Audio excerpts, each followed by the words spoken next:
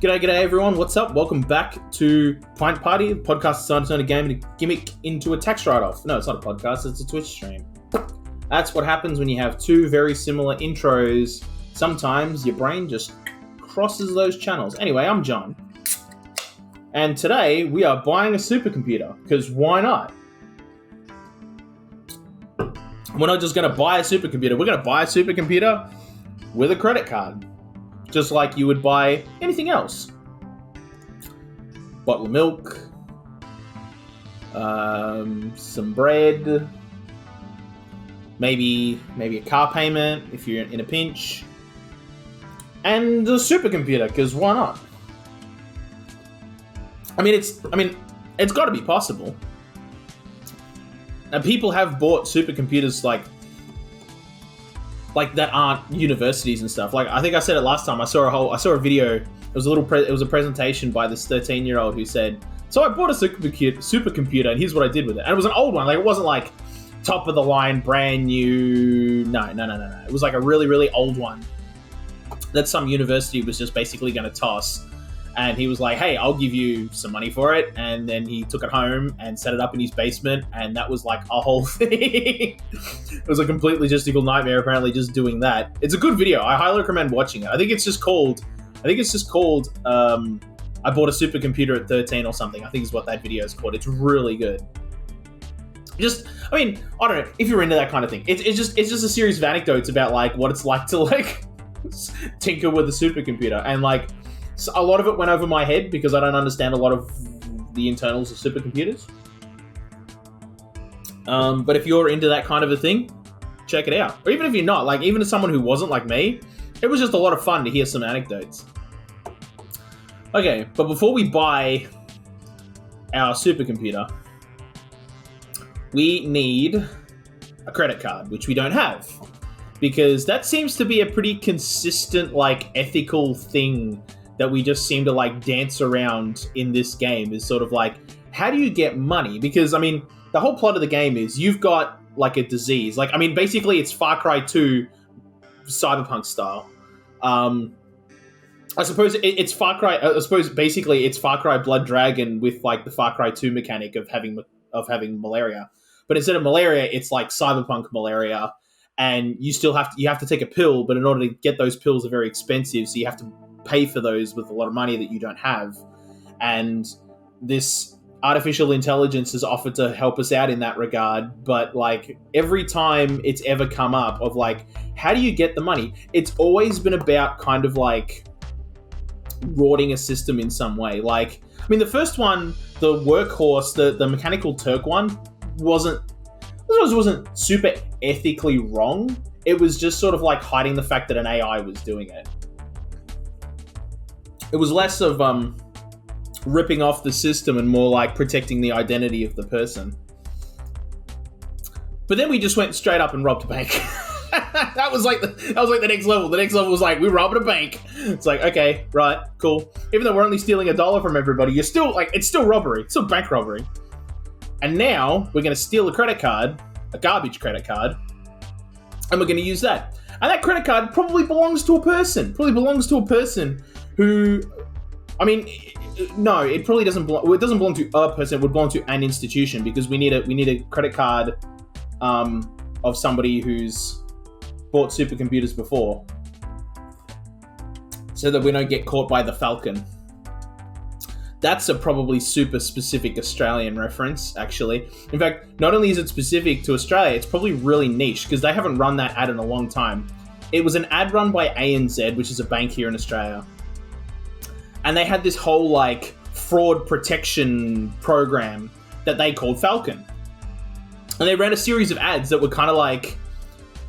How do I describe it? I mean, it was basically... I mean, they basically just tried to do The Office, but, like, in 30 seconds.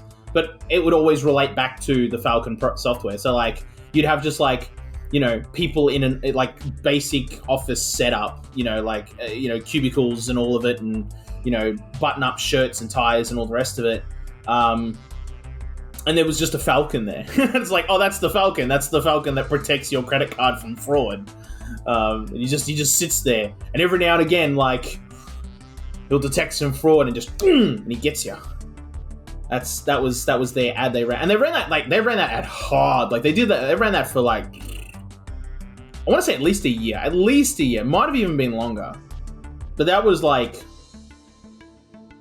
oh geez, 10 or 12 years ago now. Oh my god, I think. I don't know. I still remember it though. So I don't know. I don't even know if they call their anti-fraud program like. I don't even know if they call it Falcon anymore. I don't see why not. It's probably like internally, it's probably actually called like Falcon version 15 or whatever. I don't know. I assume they keep updating it. You would hope so. But that's what we don't want. We don't want the Falcon to get us. So we need a credit card.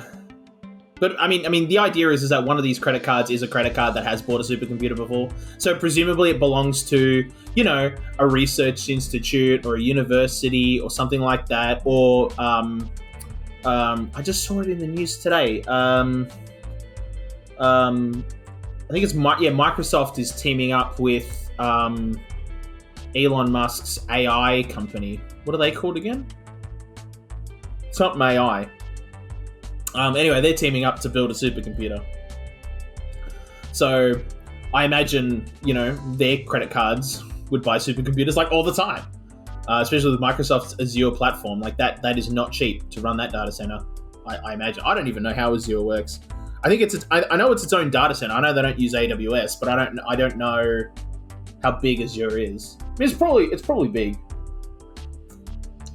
They push it really, really hard, like every time they do a Microsoft, conference, which they just had one very recently. Apparently, didn't even know about because it was all live streamed. And lo and behold, they were pushing Azure on that one as well. They were like, Azure, that's the thing to use. But we're not going to do that. We're going to get some credit cards. So, how do we do this? Create a file in your host containing the contiguous 16-value sequence from the garbage file. Yeah, that's that there. That is a valid credit card number. There will be exactly one such sequence. So here's the file here. And within here, there is a 16-digit sequence that is a credit card number. So if we show the goal, that's the credit card number we need, and we need to leave it in here. So how do we do this? Because what I'm thinking is any of these? Margaret Biotechnology, Litchfield Technical University, Cronus Capital. Oh, I see. Right. Okay, we're in the people who buy supercomputers section of the network. Right. Okay, so every card will be from like a giant like this. What are these?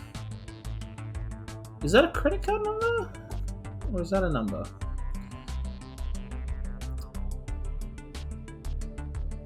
I don't think it matters. I think this is, again, just like, it's just flavor text. It's sort of like, we're inside a credit card system. There's going to be credit card numbers. But I feel like those might be useful just for figuring out how to do this, because there's a whole article which I actually completely forgot to read. There's a whole article on how to validate credit card numbers. But I'm just thinking about this. I should be able to... Hang on a second. This is going to look a bit weird for a sec. But if I change that to that, there you go.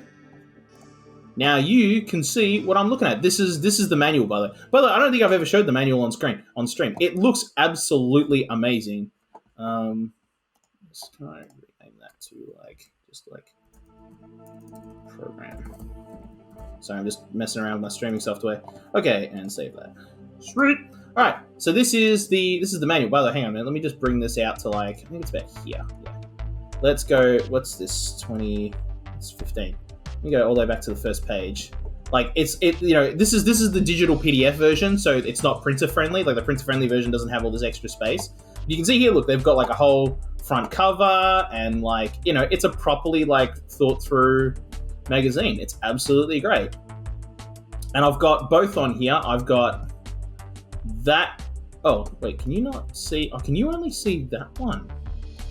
Ooh, okay. I thought I was showing because I've got Adobe. I've just got my a PDF reader open, and like Adobe PDF does it like it's in tabs. When you have multiple PDFs open, they just open them in like separate tabs, like Chrome does. And I thought I could just no, but you can't see issue 1. Well, that's fine. We don't need issue 1 anyway, so it doesn't matter. So here we are. How to validate credit card numbers. Now I need to zoom this in because I can't read any of that. So you can see here there's like heaps and heaps of flavor text. Alright. So as you probably noticed, most credit card numbers are 16 digits long. The first 15 are the account number, while the final digit is a check digit to make sure that the account number was correctly swiped and entered. To validate a number, start by summing all 16 digits from left to right for the even digits, 2nd, 4th, 6th, 8th, 10th, 12th, 14th, 16th. Add the digit as is, but for the odd digits, you need to double the digit and subtract 9 if it's greater than 9 before... Oh, if it's greater than... Oh, no. Oh, we have to come up with an algorithm. I mean, of course we had to come up with an algorithm. Of course we do. We've been doing that for the last few puzzles now. This is just sort of like, okay, we gave you all the little baby steps. Now, like you were in the shallow end of the pool. Now you're in the deep end of the pool. Like, now you got to get to work. Okay.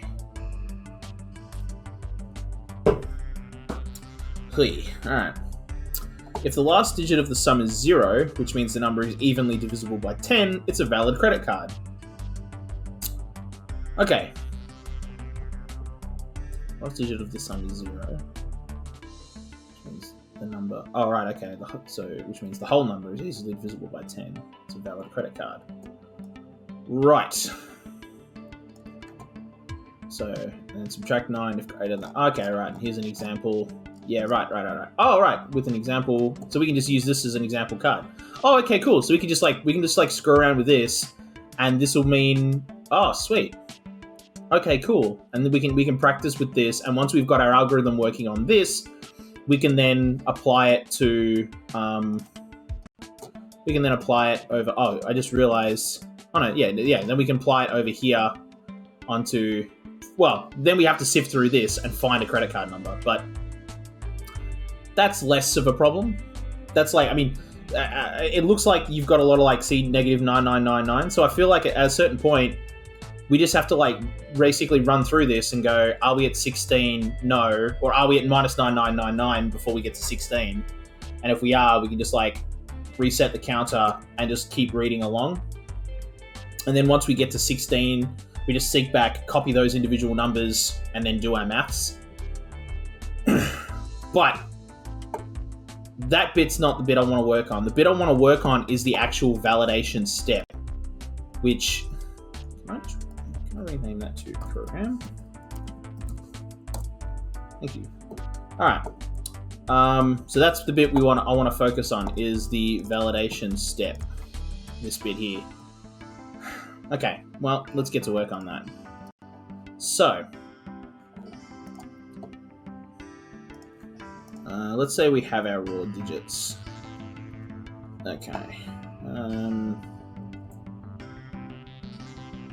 I think... Just trying to think about the best way to, like, handle the data. And I think the best way to do it is to write it... I mean, we have to write the sequence of numbers out to a file anyway. So I think we should just do that and then do file manipulation. That's probably... Yeah. And then we just have to do... Wait a minute. Is it the odd number? Wait, is it... For the even digits... Oh, right, it's the odd digits. Yeah, right. Yeah, that's cool.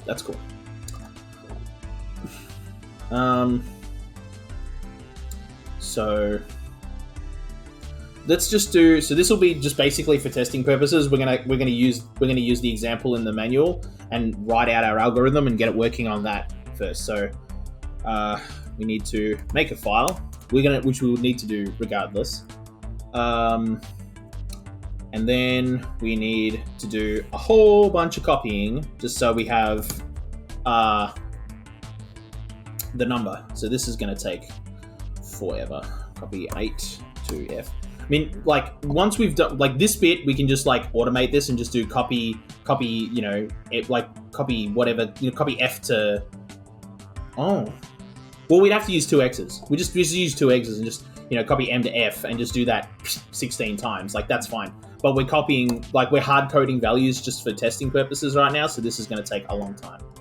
But we can, like, kind of speed things up. 1, 2, 3, 4, 5, 6, 7, 8, 9, 10, 11, 12, 13, 14, 15, 16. Okay, so there's 16 numbers.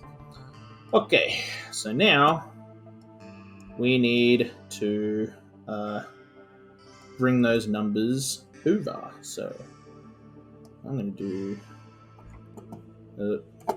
I'm running out of real estate on my screen because I'm only using one screen. That's okay. I figured it out. All right, so 8, 4, 8, 7,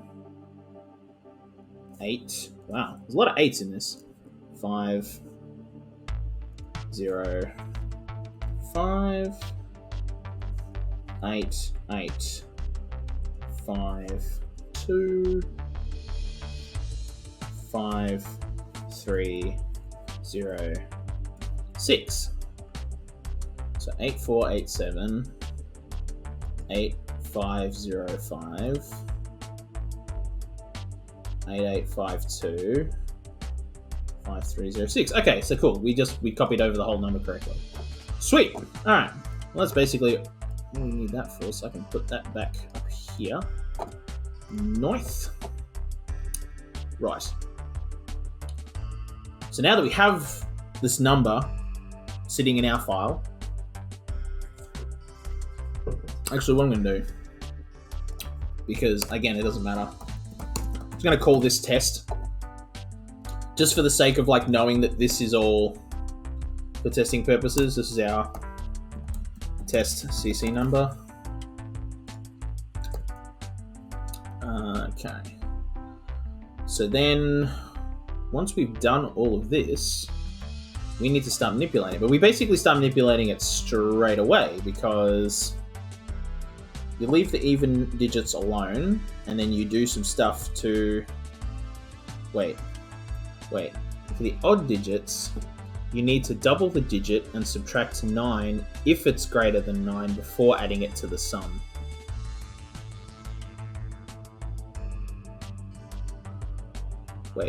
Wait, hold on.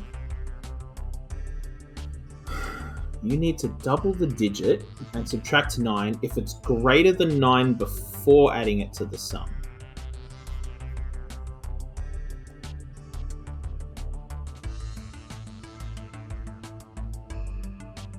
Oh, okay. No, I'm looking at the... Okay, hang on a minute. Let me show you what I'm looking at. So, I was looking at this bit here, and it reads really weird.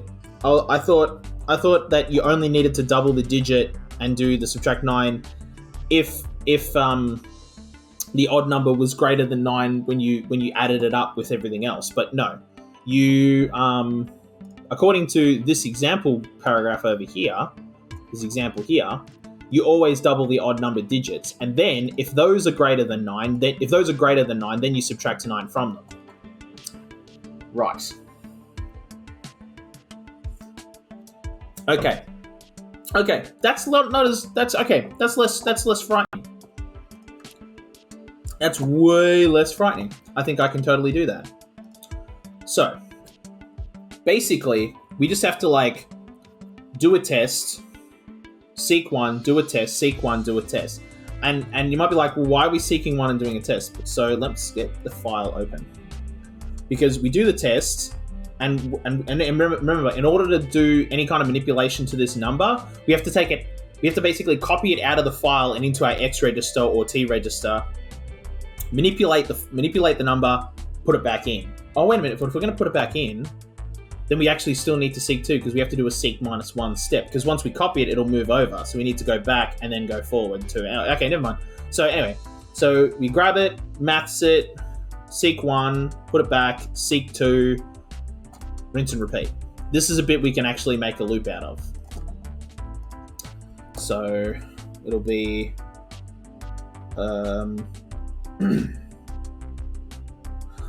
we first need to make sure that we are at the end of at the beginning of the file, because once we've written all this in, it'll start us off at the end of the file. If I'm correct. Basically, yeah, it'll put us there, so we need to like put ourselves back at the beginning of the file. Okay. So now we're back at the beginning of the file. Now, now we can do our maths. And I'm gonna put this into a separate loop, and we'll call this test odds. Because all we're gonna do with this one is we're just gonna do the odd numbers, because I think that's what they want us to do here. They want us to, yeah, just according to the example here, you've got the raw digits, you double the odds, subtract 9 if any are equal, over 9, and then you add the evens and the odds together at that stage. So we're just going to follow that, and we know what the answer should be. The answer should be 70. Once we've done all of this, that should be the sum that we get. And if we get 70, that means we know we've written our algorithm correctly. And we can, move on and do what I think is the simple bit, but is probably not the simple bit. I think it's simple because we just have to look for data, look for like a sequence of data, but like we don't have to validate it right there and then. Yeah. Anyway, it's gonna be interesting. Okay. So we go back to the beginning, and then we copy F to, let's copy it into X. We will. We'll copy it into X because we do want to do a test on the number. So we're going to do that, and then we're going to add X to the value of X and write that back into X. Basically, we're going to double the value, and so we'll just do that. I mean, we could probably do like a multiply by 2. Actually, hang on a minute. What did they say? They're just saying double the digit. So if we just add the digit to itself, that's doubling the digit. Could do we could multiply it by 2, but I feel like adding the digit just, I don't know, it makes more sense in my head. I don't think it matters, but that's fine. It makes sense to me, and that's all that matters realistically, because we are pushing the limits of my brain. That's what this game does. That's why I like this game. It like actually makes me better at mathematics. Like, I'm actually like, I mean, hopefully I'm entertaining you at the same time, but I'm getting something out of this. I'm like bettering myself as a person by playing this game in a small way. Like, we're not, I'm not going to become the bloody Dalai Lama at the end of this, but like, am I going to walk away with this with a stronger comprehension of mathematics? I think so. So let's keep going with the algorithm before I lose my train of thought. So we copy F to X, we add that to itself, then we need to test if X is greater than 9. And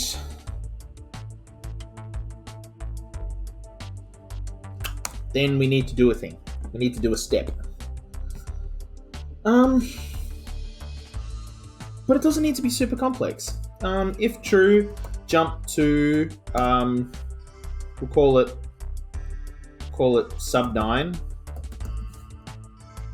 or sub 9. No, we'll call it 9. We'll do it properly. Yeah. Stop freaking out. Otherwise, we will seek. No.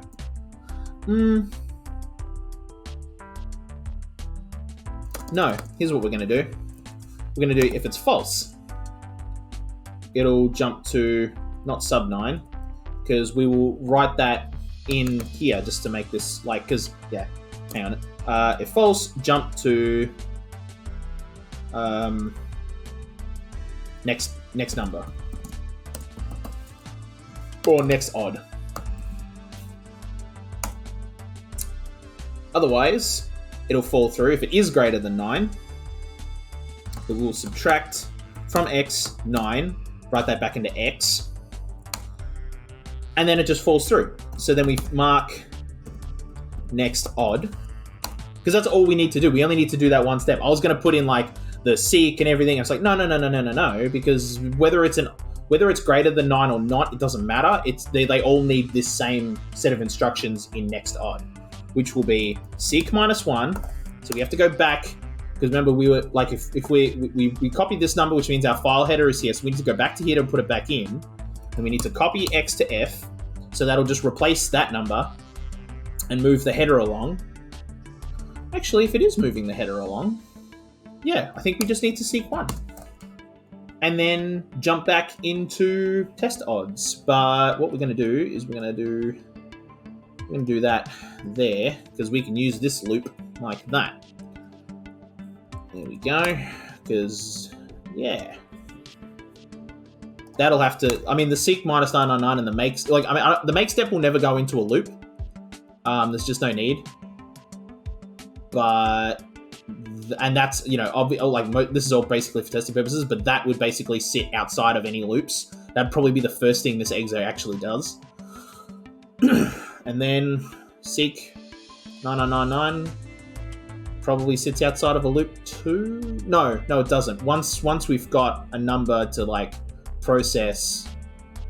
Yeah, no, that's. I mean, yeah, it sits in a loop, but it's a loop that gets run through once before we do the verification step, and this like basically happens a lot. The only problem is, no. Now what we can do is copy X to F, test EOF.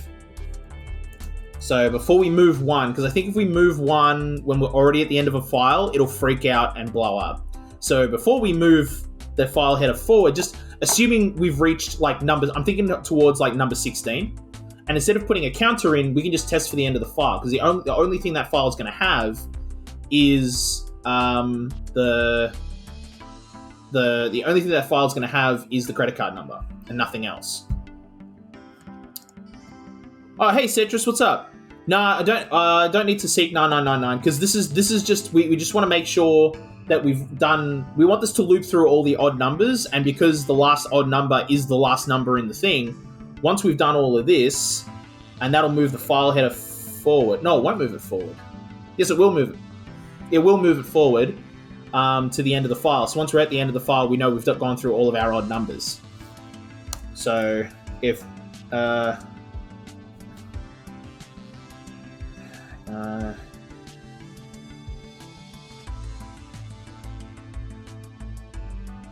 suppose we have to make it true, because I was thinking about making it false and just having it jump back up to here, but we still need to seek 1, and I don't want to put it here because I want to make sure that the very first number is this number,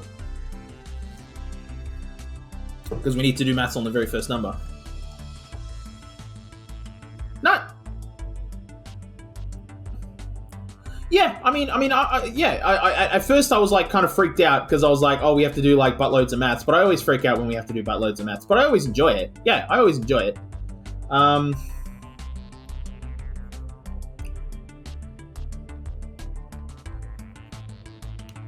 Okay, so test the EOF. If true, it'll have to jump into, well, actually, once we reach the end of the file, then we have to jump into the, like, add all the numbers together step, I guess. Add CC, we'll call it, for now. Otherwise, we do that and jump into test odds. Oh, that's not right. So that should give us all of our odds, hopefully. Let's find out. So let's go over here. So we go back to the start of the file. Copy that to X. So that moved us along just as I thought. I'm going to double that number, so that should now turn out to be 16. And then we test if it's greater than 9, which it is. So we're going to fall through this. We're going to subtract 9 from that number. It should give us 7. Yes. And then we're going to go back because we want to put it back into here. I'm going to copy that number into here. Oh. Yep. Okay, Cetrus. Now I know why you wanted me to seek 9999. Because we need to preserve the original credit card number. And how are we going to do that? If we do all of this? Yeah. Okay. Right. Good moment. Right. Yep. You have activated my trap card. Oof. Okay. Okay. You're absolutely right. All right. I done goofed. We want to be at the end of the file. For testing purposes, we don't need this step, but we might need this step later on. But just for now, we'll leave it here because, I mean, we're going to ditch a lot of this anyway. So that's why I'm not really focused on size, because this is honestly just to make sure that this works. Okay. So, okay, hang on. No. We do need to go to the start of the file because we still need to copy the number over. Right. Huh. Okay, hang on. Because...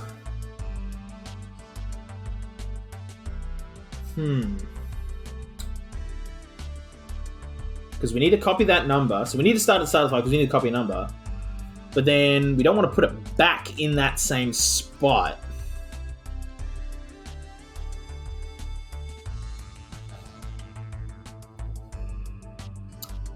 So...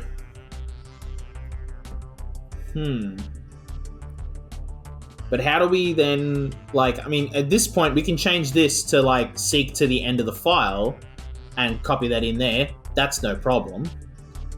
But then how do we check how far through our odd numbers are we?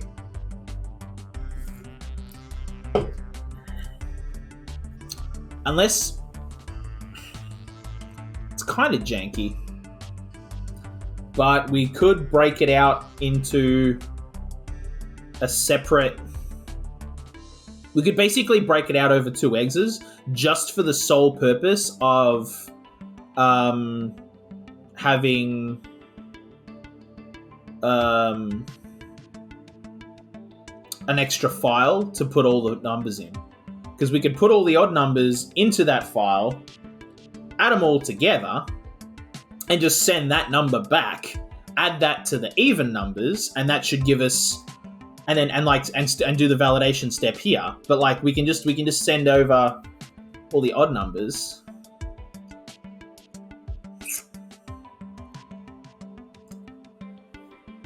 That's a way to do it. But is that the best way to do it though? Should be able to do it with one file. I just can't see it. I just can't see how.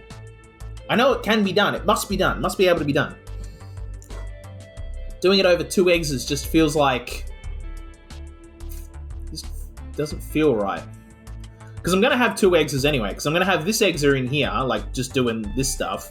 And then I'll have another exa that goes over here looking for credit card numbers. Like that's how that bit will work.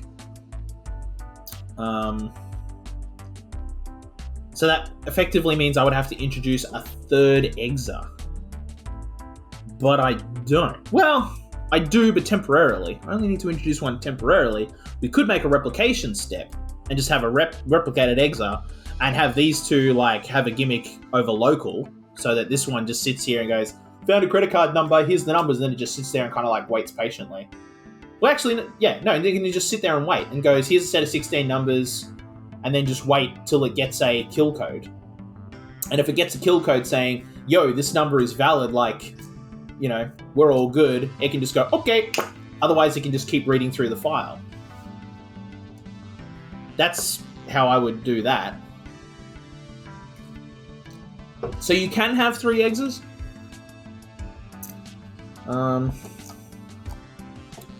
So again, just for testing, I'm going to have this exa be a stand-in for our replicated exa.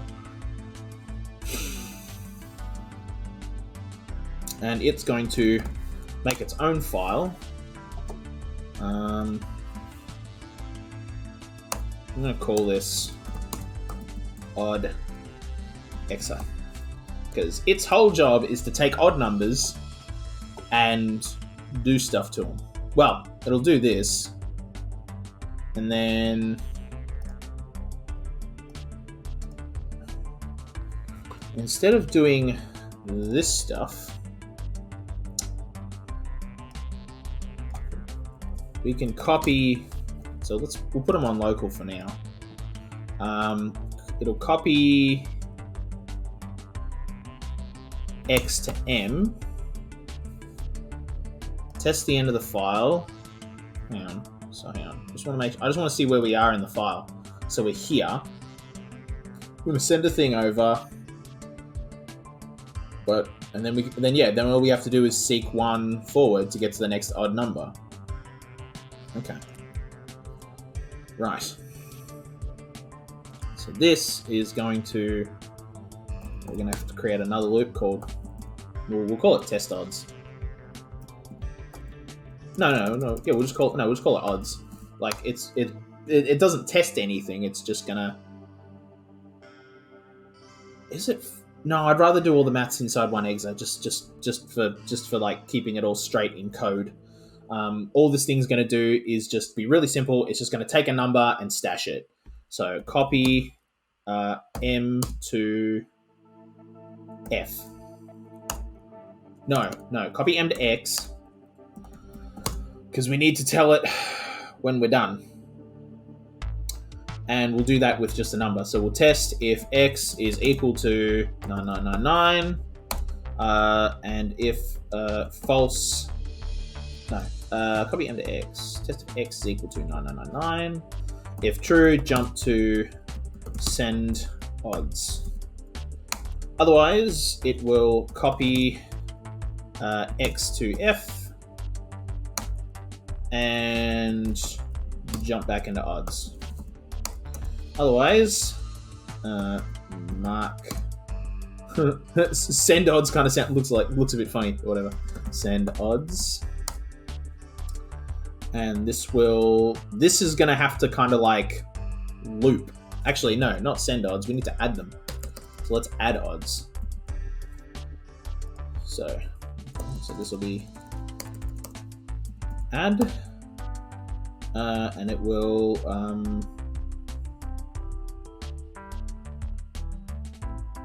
I think we can just add, so we have to go, so we need to go all the way to the end of go back to the beginning of the file. And then, but then we got to loop it.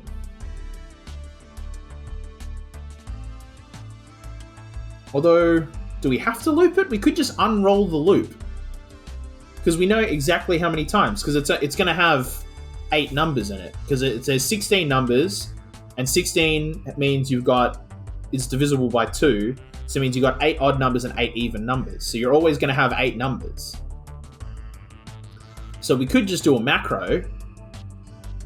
And write... So if we just do... and do this 8 times... And we're just going to do add the value of f to x, write that into x.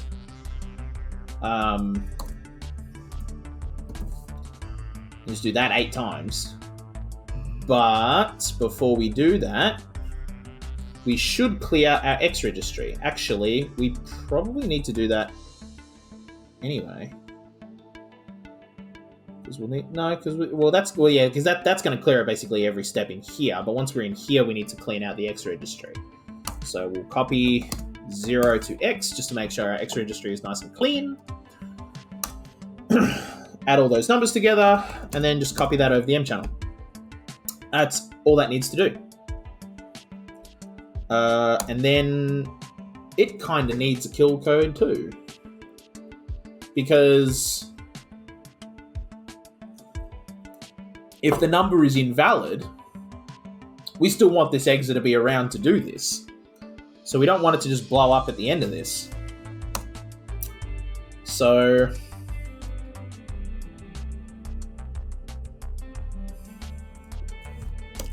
But we do want to clear out what's in it. So...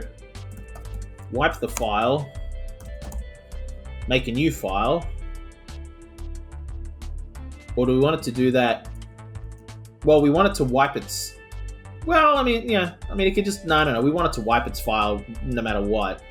And then mark... We'll call this go, no go, which we've done before.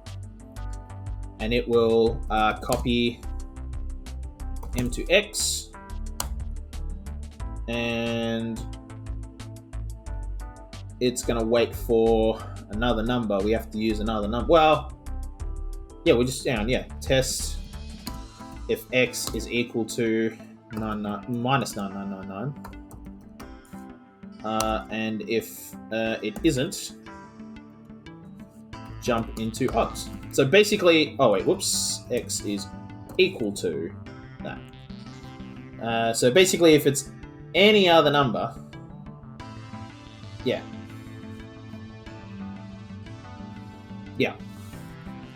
Otherwise, it will. Well, hang on a minute, because if it jumps to odds, no. If it just jumps to odds here, no. What we want it to do is go to odd exa. Actually, so we want to go up to here, make this, and then do this. Yeah, that works. Okay. So now we need to kind of like connect this up to our exa up here. So this one is doing this, it's adding, it's doing that, does that, copies it over, test EOF, and if it doesn't, it does that, it jumps back, and it's just going to keep doing that. Yeah, that's just going to keep going until we reach the end, which is here.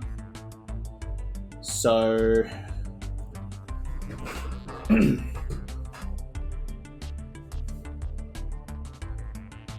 at this point, this is where things get a little tricky. Because we need... This is going to send over a... this is going to send over the number, like the total for what our odds equal. Which is great. But it's not going to hold on that step. It'll just do it, and if it's got no one to talk to, it'll just freak out and blow itself up and we lose the number. So we need to get that number when it's ready to send. So maybe we have it just wait. Maybe we just send it and we say, okay, we're now ready for that number. Like, send us that number. Yeah, because remember, we're going to tell it to go to here. So then we can just void m. So then it's just going to wait for another number to come through, which can be anything. It doesn't matter what the number is. And when it is, then we'll send it. So that just lets us wait until we're ready for that number. So we can do the add evens. So add evens. But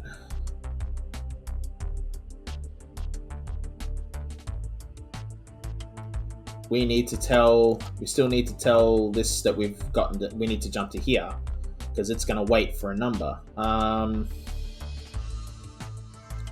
So maybe we don't, so we just say, call this one send odds. Send odds. And this will copy 9999 over the M register. And once it's done that, that's pretty much all that needs to do just for now. Okay, so then we mark and we go add evens. And then we kind of need to do this whole song and dance again. Oh my god. We do need to do this whole song and dance again. But we're not doing any crazy stuff. We just need to do nothing with the numbers. We just need to add them to X. So actually, what we're going to do then is we're going to clean out our X register. And then we can just do this in a loop and just add our evens, just like a bunch. And I suppose we could even unroll this loop as well, just make it a macro. Because again, we know we need to do it 8 times. So seek, we need to go, well, we don't need to do this bit 8 times, but we need to go to the beginning of the file just to make sure that we're back at the start of our number, and then we're going to seek 1. Just because we need to be at an even number, because now we're at the first position, which is an odd, so now we need to get to the second position, and then we can work from there. So I'm going to do this 8 times, and that'll be add the value of f to x, write it into x, and then seek 1, because when we do this, it'll move, if we're here, we add the value of f, so it'll copy that number and it'll move the header along to an odd number, so we just need to move it back to an even number. And we just need to do that 8 times, and then we'll know that we're at the end of the file, which is fine, because then we are going to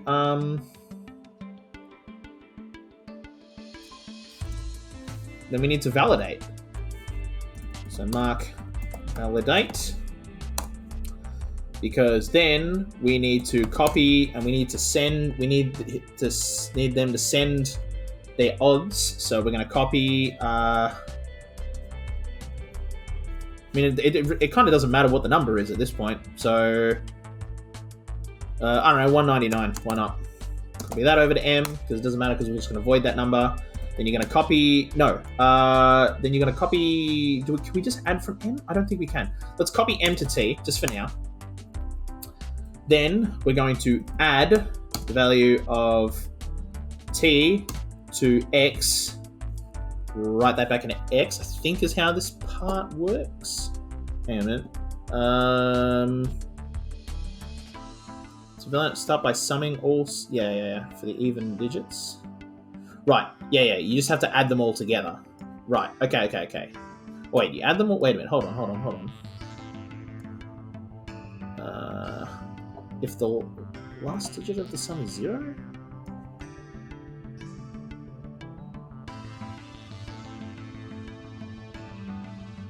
Wait. Odd, even, odd, even, odd, even, odd, even, odd, even, odd, even, odd, even, odd, even. Okay. Alright, yeah, right. And then that becomes that. Alright, okay. Yeah, alright. So we just do that. And then we just have to, and then we have to do a swizz, because we want to check if there's a 0 there.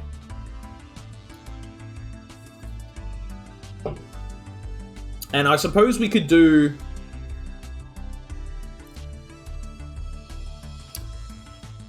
No, because we just need to look for a 0. That's the way it was written. I think they want you to swizz. So then we're gonna oh god, I haven't done a swizz in a while though. I just want to double check how to write it out.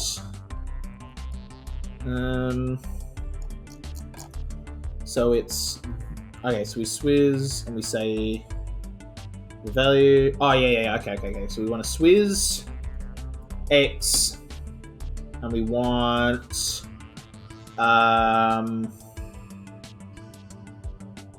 yeah. Okay. So we want the first number, and we want to write that back into X.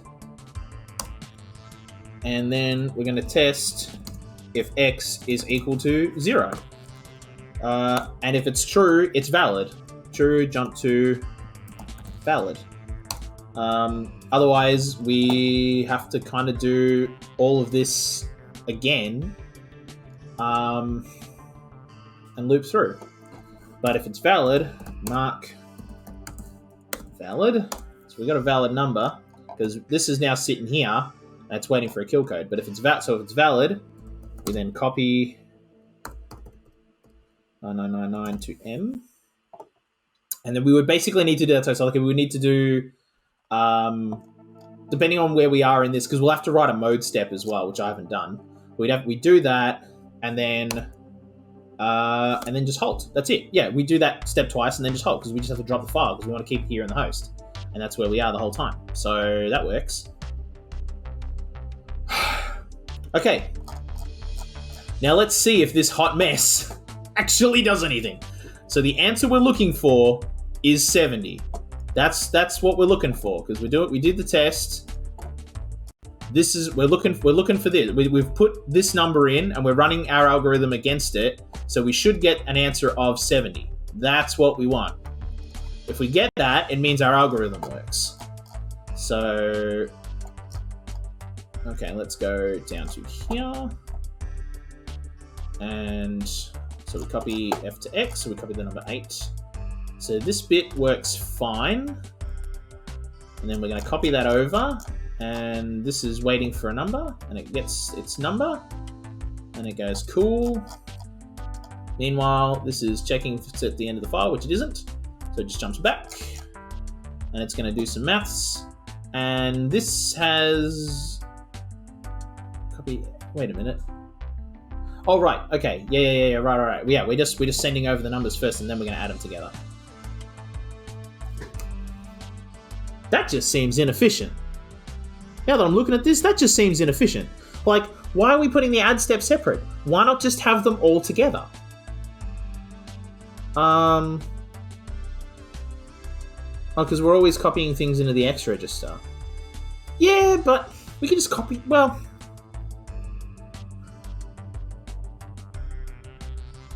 Yeah, no, we do need to do this way, because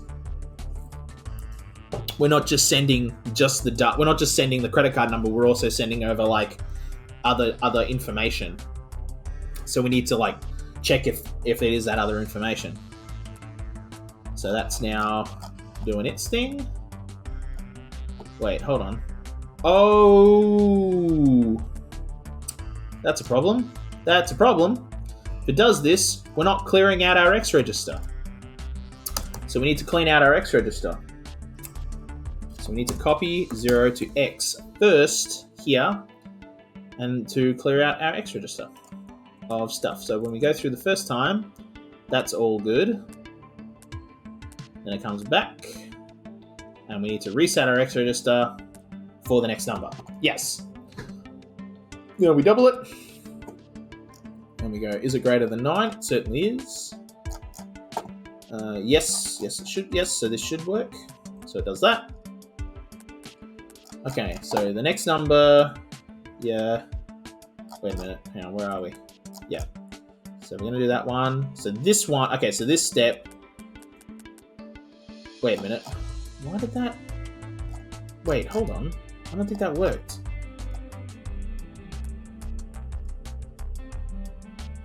Uh-oh, hang on. Something broke. So there's our first number. Does all of this, does this. That's the end of the file. Moves it over to the next odd number, that's good. Okay. Oh. Wait a minute. Yeah, no, we do that. So that's moved it over, that's fine. So that's the even number, which we're doing nothing with. That's the odd number that we want to do something with, which we do. Okay. Yep. No, I just got confused. Okay, so now we copy, so we reset that. We're going to copy that, so that works. It's still going to be 0 no matter what. That's equals 0. It's not, so it's going to jump to here, and it's going to send that over. Great. That's the end of the file. We're not there, so we move over. Okay, so no, it works. It's just, it looks a little scary, but it works. So let's just skip ahead to the end. Well, I'm going to skip ahead to here. Oh, something broke. Why did that? Oh, okay. No, I thought we were testing the end of the file before we got to there. What the heck's going on? Hang on. Yeah.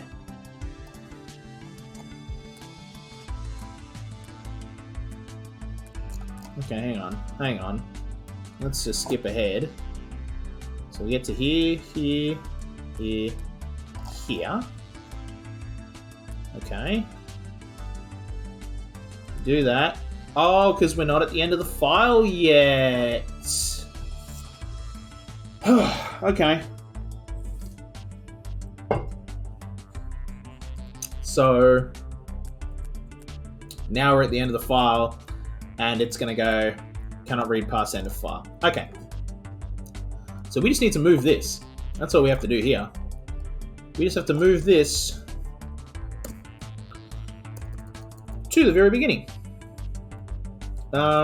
We still want to clear out our X register basically no matter what though. Because we'll want to use that X register for our evens. So that just cleans that out quite well. We're cleaning it out here, aren't we? So actually, yeah, no, but that saves us an instruction. We don't have to. We can just reuse. Yeah, alright, that's slightly more efficient. Hey, Kronos, what's up, dude? Alright, so we did all of that, and that'll send us... Okay, this should now not break, hopefully. If we do this... Yes, it doesn't break! Sweet! Alright, so then we send over our... Hey dude, we are now good to go. Yep, so it goes, yep, I got that number. Alright, I got you, fam. We're going to go back to the beginning of our file. We're going to reset our X register, and then we're going to start adding. And I want to see if this works, because I think it should. So it's because we're just copying that value, and is it gonna? Yes, it did. Okay, and then we do that. We do that. We do that. And that. And that. And that. Ah, sweet. All right. Oh, and this is doing the same thing. It's moving through and getting us all of our. This is the evens now. Okay, and they're kind of happening at the same time. Well, ish. Because this is gonna happen sooner because there's only 8 numbers, and this has to kind of like do more steps because it's got 16 numbers to play with. But that's okay, that's why we put in our void step. So it does all of this. And it goes, cool. And then it says, sweet. All right, we're now ready to validate. So it's got a total number here of 30. And we've got 40. And 30 plus 40 is 70. So without even going to, well, let's make sure we've got the correct numbers. We've got the correct amount of odds. We've got the correct number for evens. Just by adding those two numbers together, we've got 70, which is great. But can the program reach that same conclusion? Have we written this part of the step working? I'm doing all right, Cronus. I'm feeling better from last week than last week. Last week kind of broke me because we spent. It was the banking one. That I spent basically like almost like 2.5 streams on. Or like 2 whole streams, because I spent half of 2 streams and a whole of 1 stream on that one puzzle. That kind of let me down a little bit. But I made sure that like instead of playing games of that ilk when I like off stream, because before that I was also playing Anno 2070 just for funsies and like getting into Anno for the first time ever. And that's great, but that's a big like, you know, that's a strategic game. So instead, I've been playing Tony Hawk's Pro Skater 4 because I got really excited about the update for like the remake or the remaster of Pro Skater 1 and 2. And I really do like Pro Skater 2. But honestly, I've just been playing Pro Skater 4 because I am terrible at those games. Absolutely terrible. Absolutely terrible. Like, I mean, you see the people who do speedruns of it, and they just make it look so effortless. They're like, you just see the skater like just basically be like, oh, we need to get 100,000 points. 2 seconds later, there's a 100,000 point combo. I am barely scratched. I mean, I spent the last couple of days trying to get a 6,000 point combo for one of the challenges, one of the goals in the 2nd level. That was a pain in the butt. Trying to get the pro score of like 40,000. Was it the pro score? Is it called, or the one of the like in that same level? There's another goal for like getting 40,000 points. Holy dooly, that was tough. Oh my god. So yeah, I gotta like work on that. I gotta practice that. Big part of it is just like I just got to develop the muscle memory. That's where I'm at with that. But let's see if we get 70. So we send that over. It's gonna send us our odds. And we're going to, yep, so now we've got them together. So now we add those together, and that gives us 70. Then we switch, so we should get 0. We've got a 0. We test if it equals 0, and remember, in the manual it said if the last digit in your answer is 0, it means you got a valid credit card number. And it is. So we jump to valid, and we say, you're a no-go. And then this will blow itself up, which is what we want. And this has already wiped its file just to do some cleanup. And then it goes, okay, we got our kill code.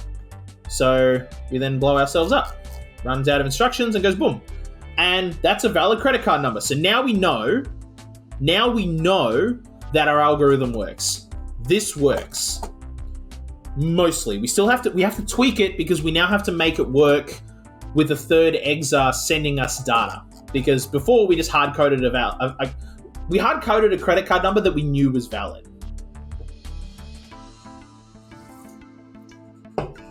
We could actually, you know what? Before we fiddle around with doing the searchy stuff, let's hard code in a phony credit card, like a number that shouldn't read valid, and see what it does. Because at this last step, Because it's all well and good when we know that we've got a valid number, but like we need to, what realistically we're going to get more invalid numbers than we are going to get valid numbers. So we need to make sure that there's a procedure for basically going back into this whole process. So if it is invalid, what do? I don't want to just jump back into test odds. I suppose we do need to write that step of receiving the numbers.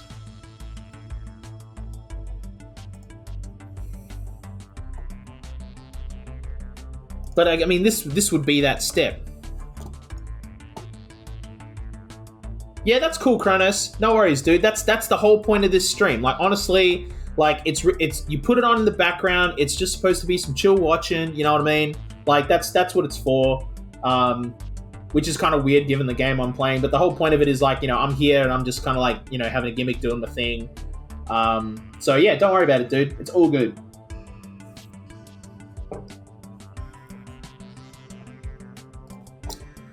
All right.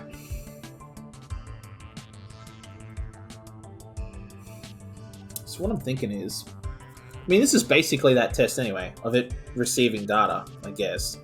So, well, if it's invalid, actually, yeah, we want to get rid of that credit card number, so we can just wipe that whole file. That works. And then we'll just jump back into test, which we'll have to change the name of. But like the test file, the test loop will be, it'll make a new file and then it'll wait for a sequence of 8 numbers to come through.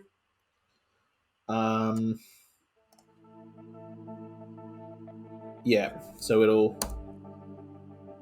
so it needs to start global then. This one needs to stay local. This doesn't need to change. That's fine. But this one needs to change because we've got to talk to something over here. So it'll start global. It'll do a... Actually, it honestly doesn't... We can just do a void M. Because we just need to send our number saying, hey, we're ready to transmit. And then we do a macro of 16 where we copy a bunch of numbers. And then... we don't need to send a second number saying that's the end of the sequence because we'll just have that in a macro loop. So it'll just loop 16 times saying basically copy M to F.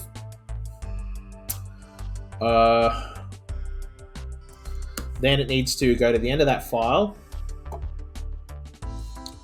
And then it needs to go into local mode so that it can do all of this. No, I don't want to put that there. Actually, yes I do, but because we need to go local before we do kind of this stuff. And then at the end of this, before we jump back into tests, we want to go back to global. Yeah, okay. And the way we break the loop is if we have a valid number. But if it's valid, we have to send a kill code. Oh, wait a minute, but we also need to send a... Hang on. Before we need to wipe that. But while we're still in local, we need to tell this that we're doing something. So, it just needs to copy literally anything that isn't negative 9999. Copy that over to M, then go global. And then we need to say, give us the next number to our exa over here. If it's in, this is only if it's invalid. If it's valid, we're just going to do, see, because we're still in local. So we go local and then we go mode, global, copy the kill code again, and then halt. That's all we need to do. All right. And then that can jump back to here and wait to receive more numbers. Okay, so now let's put in some bad numbers. So let's change, well, actually, if we just change any number, change 6 to a 7, that should give us a bad number, actually. Yeah, we only need to change, because it should change it from like 70 to like 71-ish or something. It'll be the last digit will be a number other than 0 if we just change one number. So that should work. Let's go down to the validate step. Wait, what are you doing? What are you doing? Why are you now freaking out? Oh, because we don't have our... Yeah, okay. Well, we'll just do that. Okay. So now it'll send the data. I just want to make sure... Yeah, because that's all happening locally. That's fine. And then we should jump through to invalid. So it'll do that. Hopefully it won't blow itself up. If it does, it doesn't. I'm not super fussed. Okay. So there we go. So then we do that. Get our number back. So yeah, now it's 41. So we should get 71, which is good because that's what we want. We want a bad number. We want to see what happens if it's an invalid credit card. So we add those together. We get 71. We swizz it. We get a 1. It says if it equals 0. It isn't. So we wipe that whole file because it's a bad number. And then we say, okay, we got a bad number. So it's, yeah, so we're going to go again because it's not the kill code. So it goes, okay, I guess we're going again. Then we go global and we send over a number. And I literally have no idea if that's going to work. No, that's going to sit there. Oh, wow. Okay. Never had it do that before. It is. It's just going to sit there. Okay. Wow. The last puzzle, it didn't do that. Or maybe it did, but I was just an idiot. Okay. So we don't need a void step, actually. We can just do... Well, actually, you know what? I'm going to test this. I want to test this. Do we need a void step? If we do, this will blow up before we get here. Nope. That's good. Right. Okay. Sorry. We have our send traffic steps, though. So, we don't need that, theoretically. We should just be able to do this. Send us the number. Cool. Yeah. All right. Cool. So we can just do that. Well, so that's 2 lines of code we can save. We don't need that. And we don't need that. Sweet. That works. Saving a couple lines of code is always the best. So, realistically, the next step now is to write out our seeker exa, which I was going to do as a replicated exa, but like, it doesn't matter. It's just easier to write it as a whole separate exa, just to keep this code nice and neat. You know, thinking about it like object-oriented programming, like they're each a set, like they're their own class. Like this class is kind of, you know, handling, you know, receives the data, does a little bit of manipulation, and then sends it off to a store, which then stores and manipulates some of the data and then sends it back, and then checks if it's valid. And then we have another exa that's just looking for numbers. So I think having 3 exas is fine. And look at the size. This is huge, 150. Like that's the biggest. I think that's the largest size limit we've got yet. So they really are expecting you to like write a lot of code for this. And yeah. And it's going to still be that big even after we basically get rid of this, because we need to change this from hard-coded values into, like, we're going to unroll it as a loop.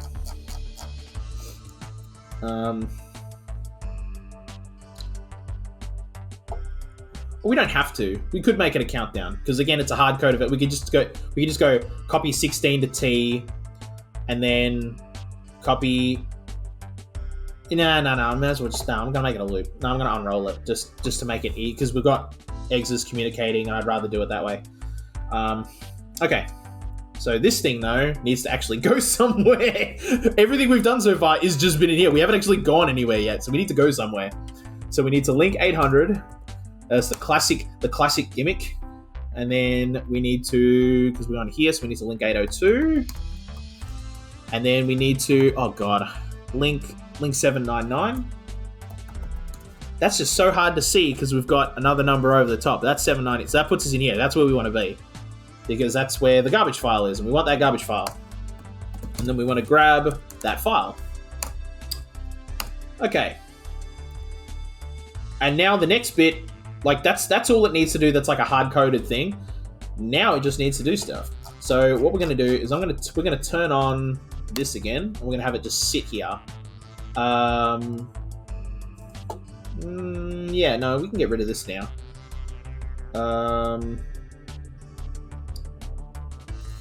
I'd feel better though if we didn't. So I'm going to create a separate temporary exa, and that's just going to sit there, and it'll freak out and go, "I've got no file," and then blow itself up. And I don't care. Oh, look, it's called XD though. It's called Laughing. It's called Laughing Man. That's cool. I like that. Laughing Man. There's a Ghost in the Shell reference for you. It's not often I'm going to make an anime. It's very rare that I'm going to make anime references. That's probably the only one I'll probably make ever. Because I like Ghost in the Shell. So then... Damn it, we still have to write code here. Okay, so we're just going to wait. So, hang on a minute. Alright, hang on. Actually, I want to keep that over here too. So we know what the heck all of this is. That's our test number, which is invalid right now. So let's make it 6, which I think is the valid number. Yes. So let's keep it as a valid one. All right. So then it needs to rep 16 times. It needs to copy M just straight into F, because we don't need we don't need a checksum or a validate or like a move on number, because we're just going to hard code in this is only going to happen 16 times when it receives. So this thing will send 17 numbers. It'll send a number to say, okay, I'm going to send traffic. Then it sends the traffic. That's basically that. Cool. So this one, we need to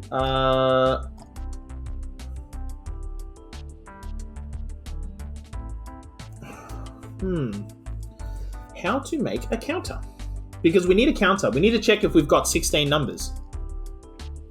But I'm guessing, but if any of it's minus 9999, my suspicion is that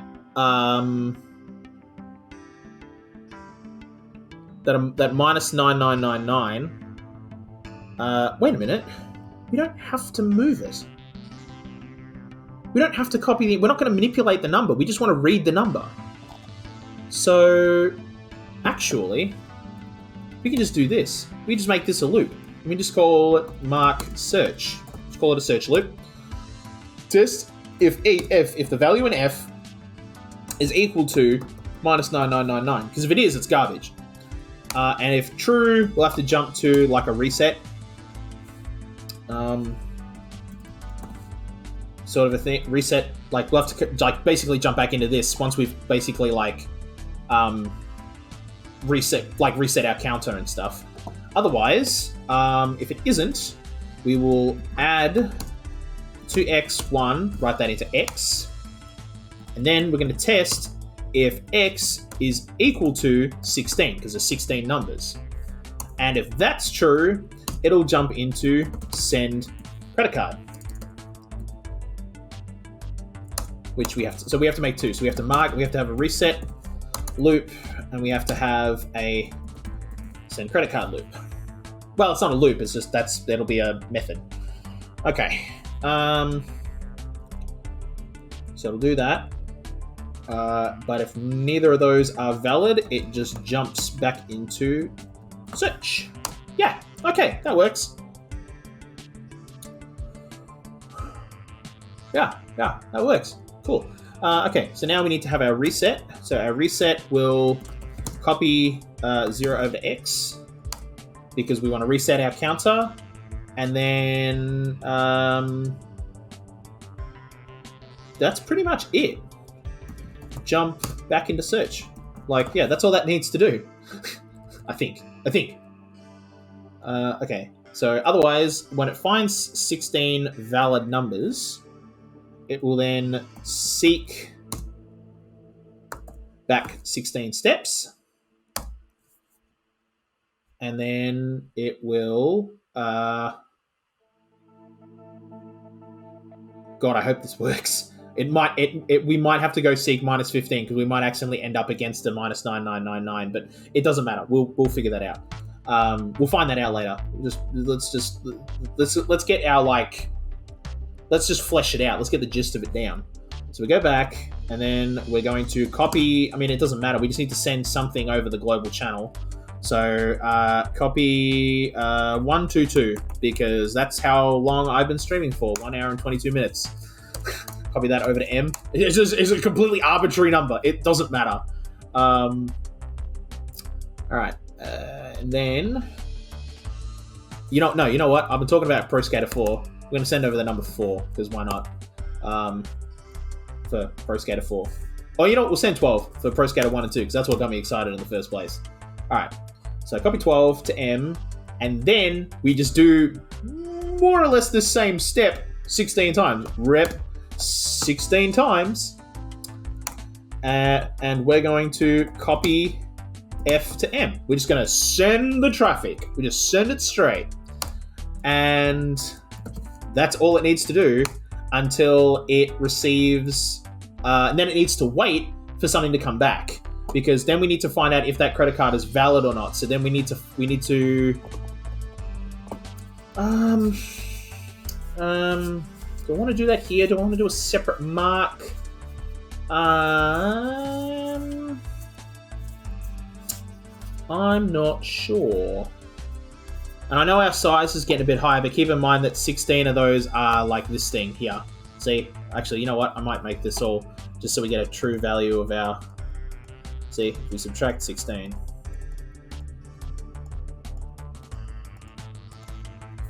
That's where we're at, actually. And that's plenty more for what we need to do.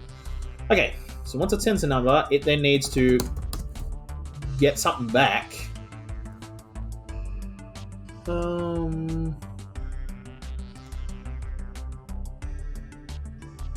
Yeah, no, that's fine because that'll wipe out the X register. We don't have to clear it out because we're not adding; we're just copying. Okay, and then we need. Well, actually, you know what? That's what we'll call it. No. We'll save a line of code. We don't need to call it anything. But mark. No, we don't even need that. So if it's invalid, what are we sending over? We're sending over 9999. So we're going to test if X is equal to 9999, and if true, jump to search.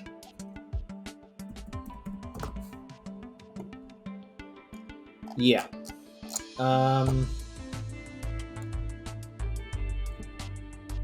Yeah. This might cause a problem. We might have some end of file issues. But hopefully not. Hopefully, hopefully we don't ever no, because if we reach the end of the file, it means we never found a credit card. So either the last 16 digits in a file is a credit card number, or it's not. And remember, if we find a valid number before that point, we're not searching the rest of the file, we just stop.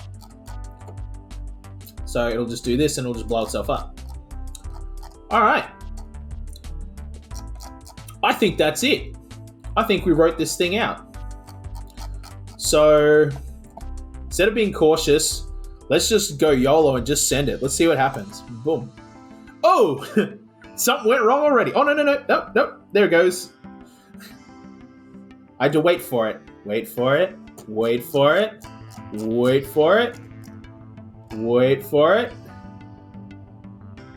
Okay. Didn't find a valid number. There you go. Now it's sending a number. Now it's doing a test. It's saying, nope, we didn't find a valid number. Give us another one. We didn't find a number. Give us another one. Oh! What the hell? We didn't find we didn't find any credit card numbers. Okay, I suspect what's going on is we're actually sending. We might be seeking back too far. That's what I suspected. That we might be on this one, instead of doing seek minus 16, I'm going to try minus 15, and let's see what happens then. Let's see what numbers it's sending. All right, it sent a bunch of numbers. Oh, right, now it's doing a search again. Okay.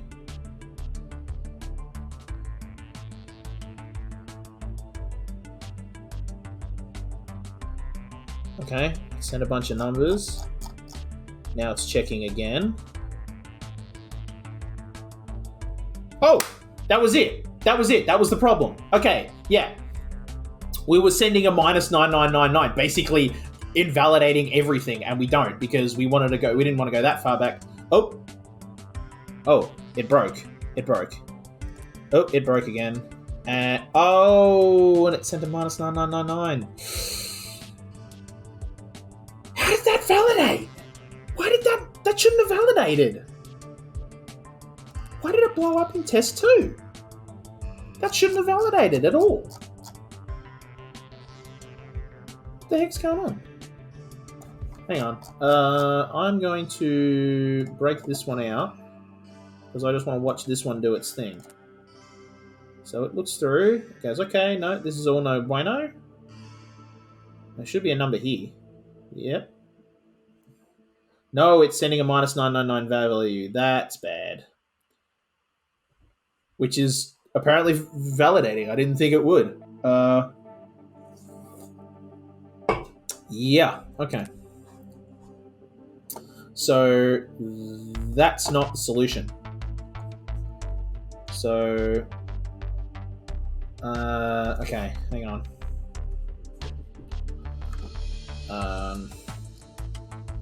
But we sent a valid number the first time. Okay, hang on. I want to find out where the valid number is in here. Okay, it sent a number from here. Nope, now it's looking for another number. And it should find one here-ish. No. Nope, found it here. Oh. Nope. Sending a number here. Okay, hang on. Stop.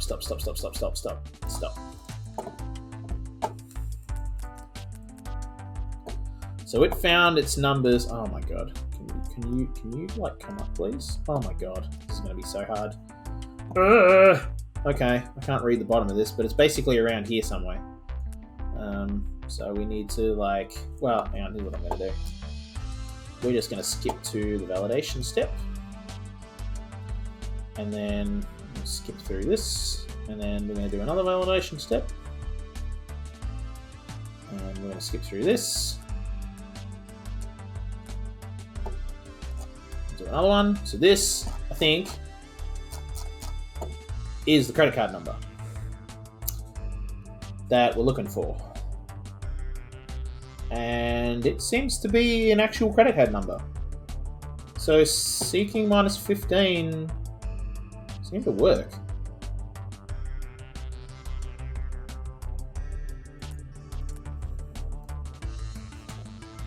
Yeah, that's coming out as a valid number. So that is the number. And it said test complete with this number. So it goes to here. And 1, 2, 3, 4, 5, 6, 7, 8, 9, 10, 11, 12, 13, 14, 15. Wait, 0, 1, 2, 3, 4, 5, 6, 7, 8, 9, 10, 11, 12, 13, 14, 15. No, we're sending an 8. We've sent an 8. So, because we copied that one. Sorry, we started here, not here. Because we copied that one and then the file header moved.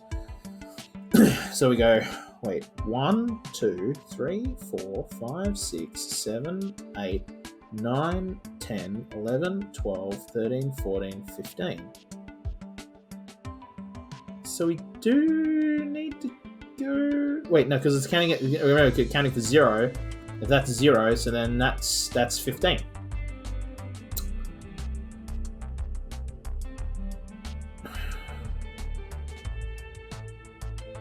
Huh. It's working because it started here, but it should have started here.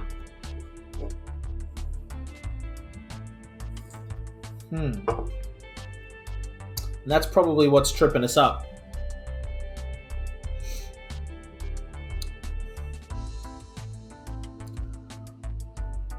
So then why is it copying over a minus 9999? Shouldn't be. We're checking for it.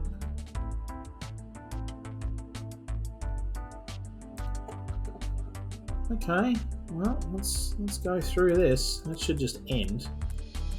Yeah, okay. We'll start the next test. So let's just get to this step. Okay, so now it's found a number. So it went back 15.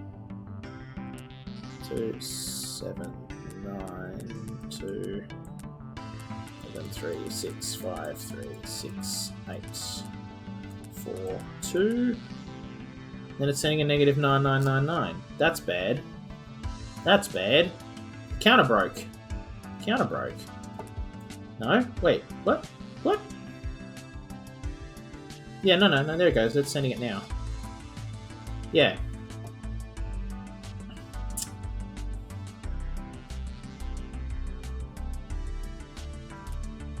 Yeah, no, it broke. So going back 15... Hold on, man.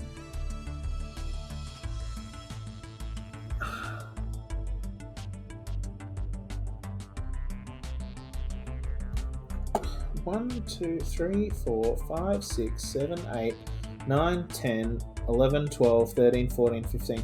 So it's sending 16 numbers. But it's sending the wrong 16 numbers. So maybe we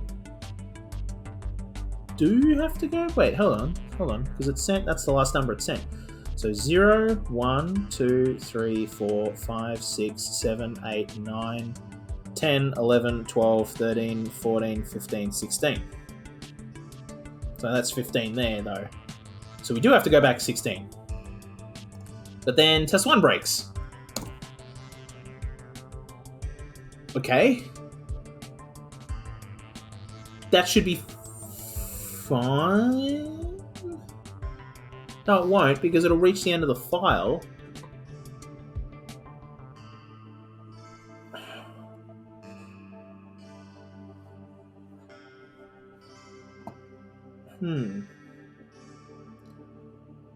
Oh, because we're not accounting for it moving over at the end of the file. Oh, I think I know what the problem is. So we're going to do this, and then seek -1. So we need to go back, start again. Maybe that'll work. That should give us a correct number on test 1, if it's worked. Yep, so it's going to go through all of this, and we're waiting basically till the end of the file. If we get a test 1 complete, we know that we've fixed it. Sending a bunch of numbers. Okay, here's the valid credit card number. Oh, wait, was it? No, it broke.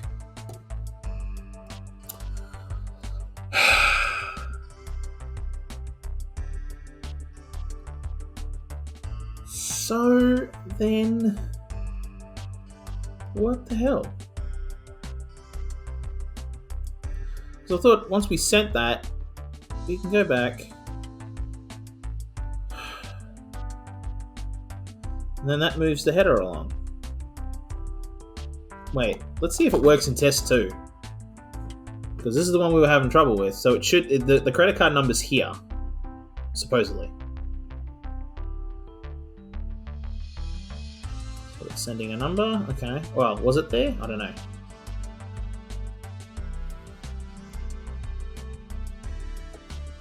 At least this time it's not sending over any minus 9999s.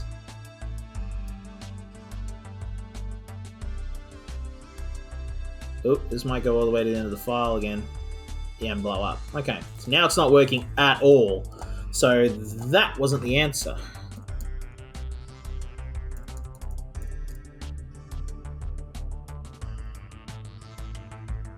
Maybe, no, wait a minute. Maybe it's a combination. Seek minus 15. Seek minus 1. Because maybe we still have to account for it at the end. So we account for 0. We still needed to account for 0. So the correct number... Where was it? It's like around here somewhere. Was it? Oh, no, it was down the bottom here. That's right. It was like this from here.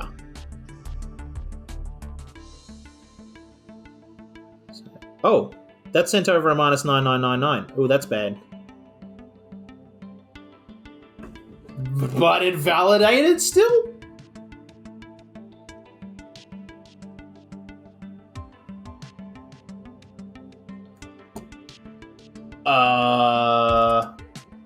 What? No, it should never send a minus 9999. Okay. Maybe instead of doing a straight copy F to M, we actually need to do a test.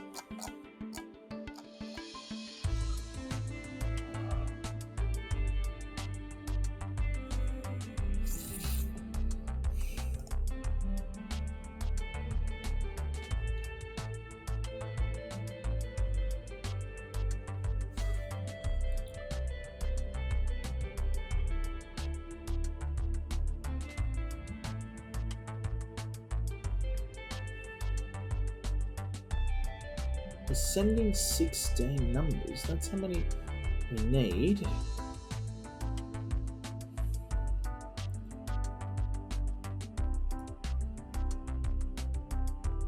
Because, okay, so we've tried it by sending just 15. We've tried 15 and minus 1. We've tried just 16. And, well, hang on. What I'm going to do is I'm just going to comment it out. I just want to try this one more time.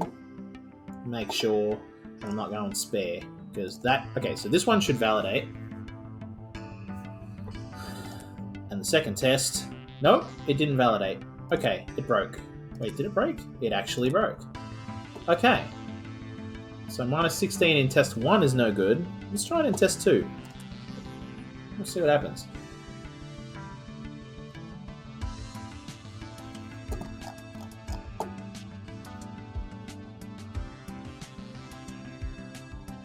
So it sent over a number.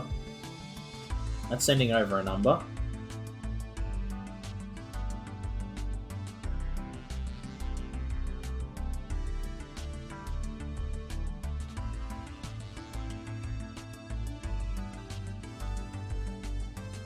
And then it runs out.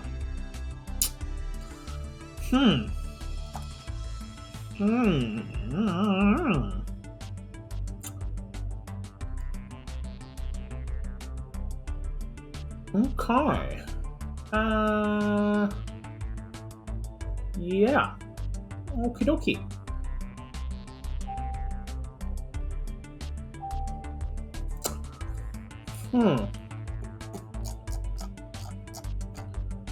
I mean, I could just set it up to loop.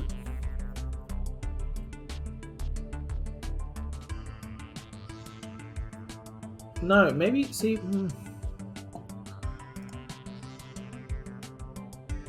Could, but we'd still have the same problem.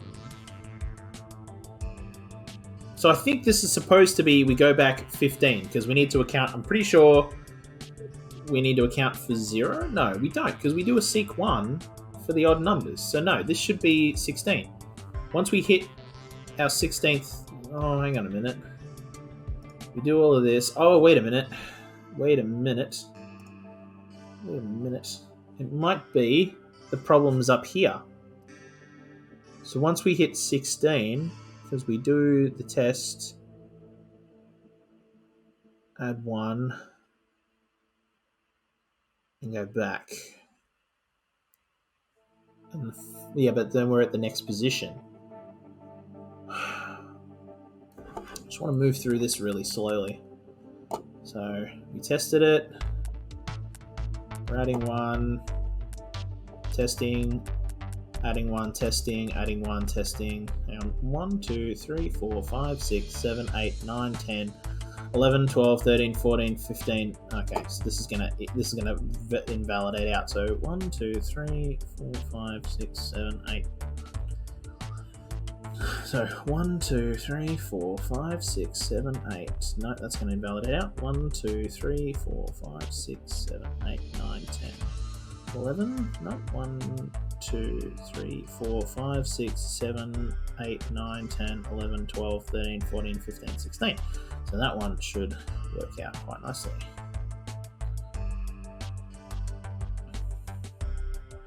So it'll just do this, and it's doing this pretty consistently. Actually, no, wait a minute. No, I do want to go back because I want to see what it does at a minus 9999. So check this, and we move all the way through, and so we get to number 15. So we're at 14 now.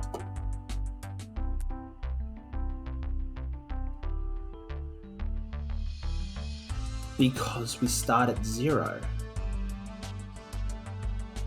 Oh, was that my problem literally the entire time?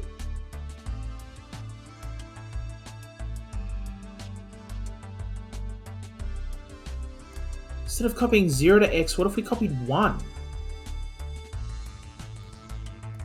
That might be our problem. Hang on. Copy 1 to X, so we need to set it up for that, but we also need to reset, and we just reset it. Now let's try it.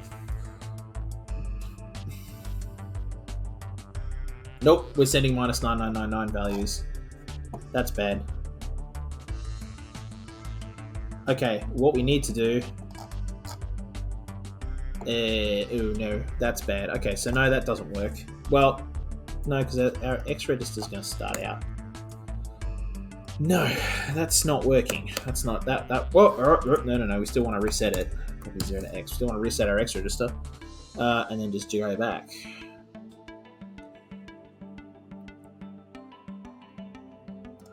Otherwise, add 1. Test of X is equal to 16. Maybe instead of an equals, we need to do a greater than.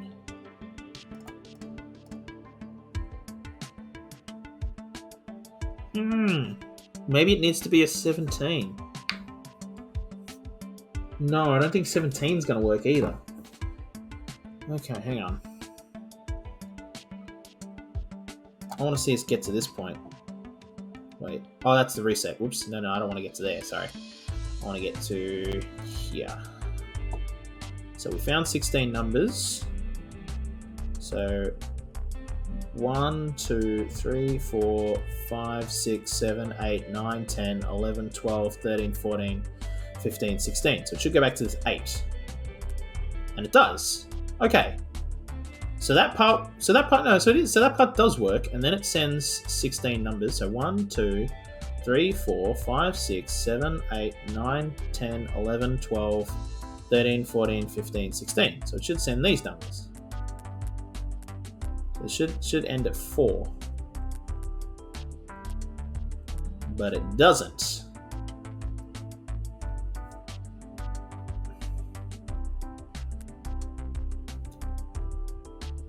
Oh, it does. No, it does. It does end it. Right, okay, but it moves the header forward, which is fine, because that's where we want to start to test the next string. But maybe, because look at this is greater than, so maybe it's actually between, maybe what we need to do is check if it's like all the numbers between -9999. Maybe. Like maybe, what if the valid sequence is actually starting from like, say, here?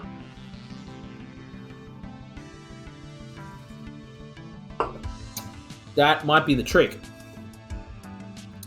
So maybe instead of seeking -1,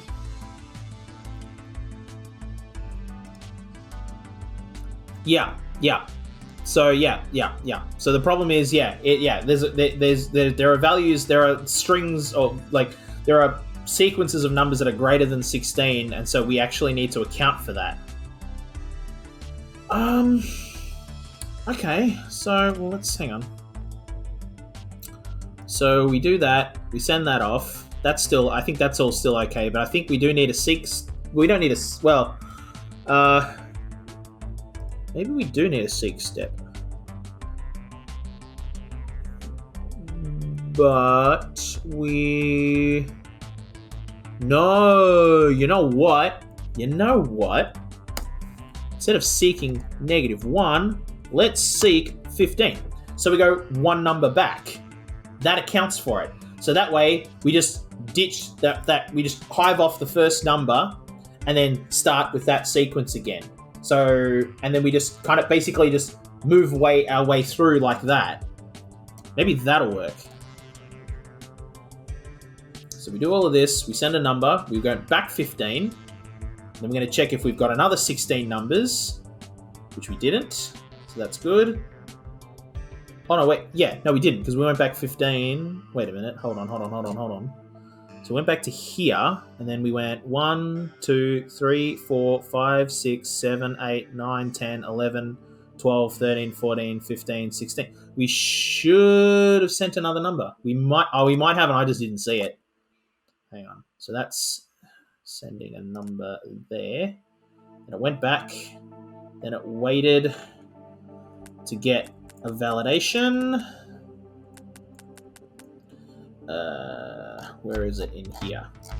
Oh, it's in here just doing the maths. Okay. We want here. So we want to go with, this is no good. That's cool. It's not a kill code, so we're going to go back into search. I'm going to test, and it wasn't. So we added... Oh, but our X register's full. That's a problem. Okie dokie. So we need to clean out our X register here. Copy 0 to X. That's a problem. That might have even been our problem the entire time. No. I think we still needed this step.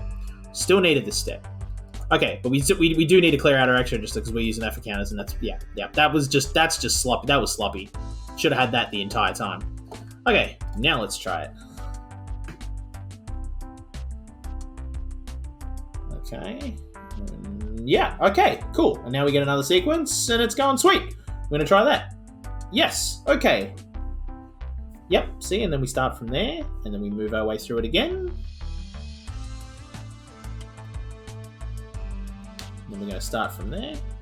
And this should all kind of come up invalid, I think. So, and then it starts from there. And then it starts the next sequence from there. That's good. Yeah, that's kind of worked. Yeah, okay. All right. Yep, and then it gives us that last 16, and then from there, it should just move straight on through. But it doesn't. Oh, no, that's fine. No. Now it should move straight on through. Yeah, now it resets. Okay. Okay, all right. Sweet. Yes. Okay. There we go. Yeah, that was the secret sauce. So that should be no good, but then this next one, no, because it's down here. Yeah. So we're going to go back, and we're going to start from here, and that will now give us a valid card. That's a valid card. I'm pretty sure that was the valid one. Yes. Okay. Right. Okay. Whew. All right. Yeah, mama. That works. Okay, well, we'll put that back away. Oh, did we? No, because let's just run here. As in you solved it faster than I did, or as in like you got like less cycles and size and stuff? Because I would 100%, I think, yeah, there's probably a more efficient way of doing this. I've just like intentionally unrolled my loops just to keep it simple. But is that, wait a minute, actually, is this going to get through test 2? I hope it does. There's a lot of data in test 2 though to get through. Oh, right. Yeah, that's fair. Yeah. Yeah, no. And it got through test 2. Yes! All right, cool. We were getting tripped up. Yes, sweet.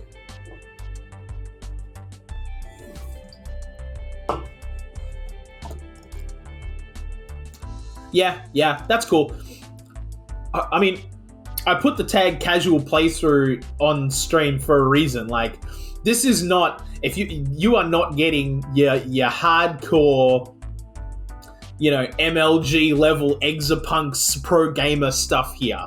No, this is one hairy idiot just like bumbling his way through. That's what this stream is. So yeah, so Cetros, I'm not surprised in the slightest that you beat it well and truly before me.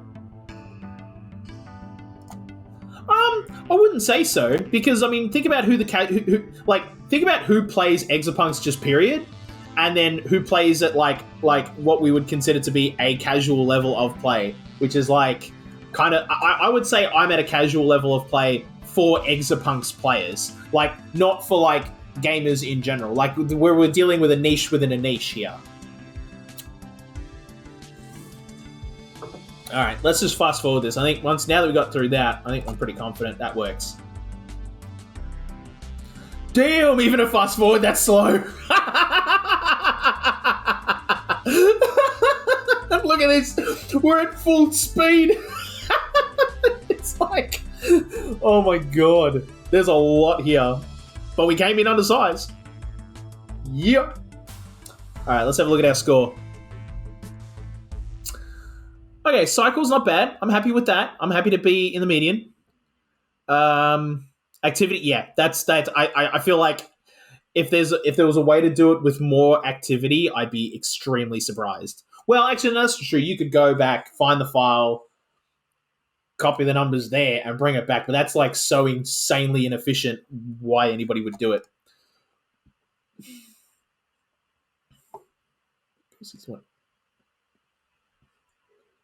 Eight activity. Are you serious? Why is your activity at 8? What are you doing that's making your activity so high?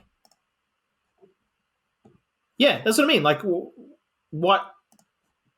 Why is your activity so? Oh, I see. Okay, right. Okay. Right. I'm pretty happy with that one. I'm going to keep that. I want that as a GIF.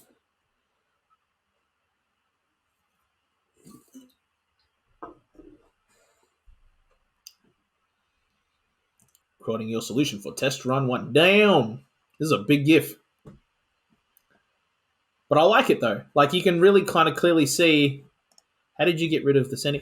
I just had it halt. Hang on, I'll show you. Once this is done, I'll show you. Real quick. Okay.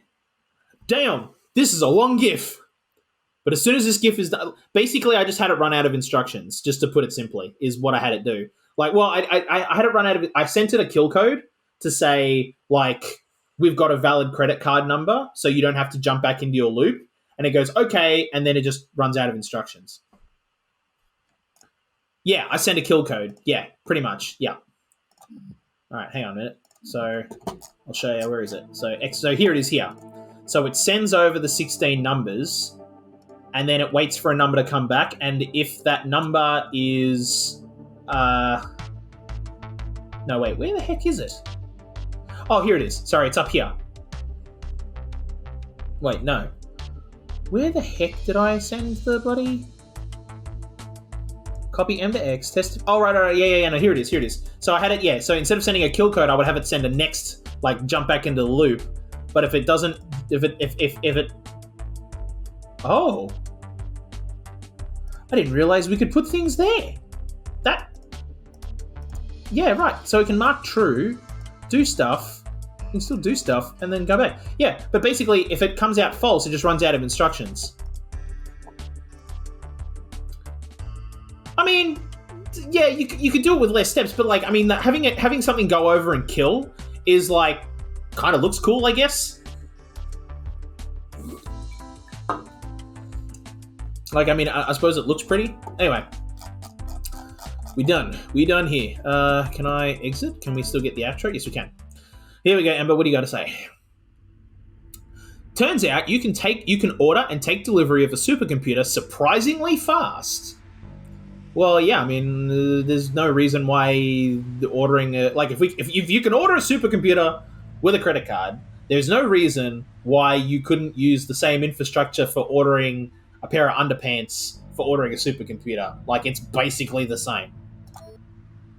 Now I have to figure out how to make use of this thing. The real question is, where are you taking delivery of this supercomputer? Unless literally the next cutscene is going to be someone's knocking at your door. Hey, where do you want me to put this giant supercomputer in your tiny little shoebox of an apartment? Like, that means Ember's got somewhere physical. Ember is based somewhere physical. Where is Ember in the physical world, in meat space? Because Ember's got to... I mean, Ember is like... I've always thought of, so to speak, as like in the cloud, which is like... I know it sounds really silly, but like, I mean, sort of in an ethereal sense, it's sort of like Ember is distributed across a bunch of physical computers all over the world. Ember isn't really centrally located. But if Ember goes into a supercomputer, Ember is now centrally located. But Ember also has to have a spot to kind of like be operating from, maybe. And if they broke out of a lab, I assume that they're not located still in that lab. I'm guessing that they've broken out somewhere else. Unless they're still in the lab and they've just got like a little backdoor through the network so that like the scientists come by to like, ooh, look at the AI go. And, you know, Ember's just there being like little cutesy wootsy, and then in the background is doing us. So the plot thickens. The plot thickens. Okay. I probably could, but I prefer, like, if there's nothing coming over the channel at that exact time, it tends to like then just read it as 0, and then it'll just like it'll give a false positive, or at least the risk of a false positive is higher. Is the experience I've had with that. So now I have to figure out how to make use of this thing. It works in an extremely different way than I'm used to. Okay, so you're not currently on a supercomputer. That's interesting. But yeah, well, do they work differently? I mean, I suppose they do. You know, they technically have different architecture. I feel like I'm trying to maneuver a big rig after years of being used to a roadster. That's an interesting analogy. Yeah. Yeah, that's wow. I mean, I'm trying to think of a game, a movie, a book that's described what, yeah, like that experience is like, because and I suppose the closest human equivalent is like, you know, getting used to driving a truck after years of driving a car, normal car. Or like, you know, I suppose something that people might do is like the difference between driving a minivan and a hatchback, like a little hatchback. You know, you get your tiny little Toyota Prius and then a Mercedes van. Yeah. But I mean, the nearest comparison I can make would be to the episode of Star Trek: The Next Generation where Barclay basically, his brain gets an upgrade from an alien and he ends up basically inserting himself into the ship's computer and taking it over just to expand his brain out. And then when he gets back to normal at the end of the episode, because that's how the structure of the show worked, he was like, oh, I feel so small. But that's not really even this kind of a... Yeah, that's cool. All right, that's new.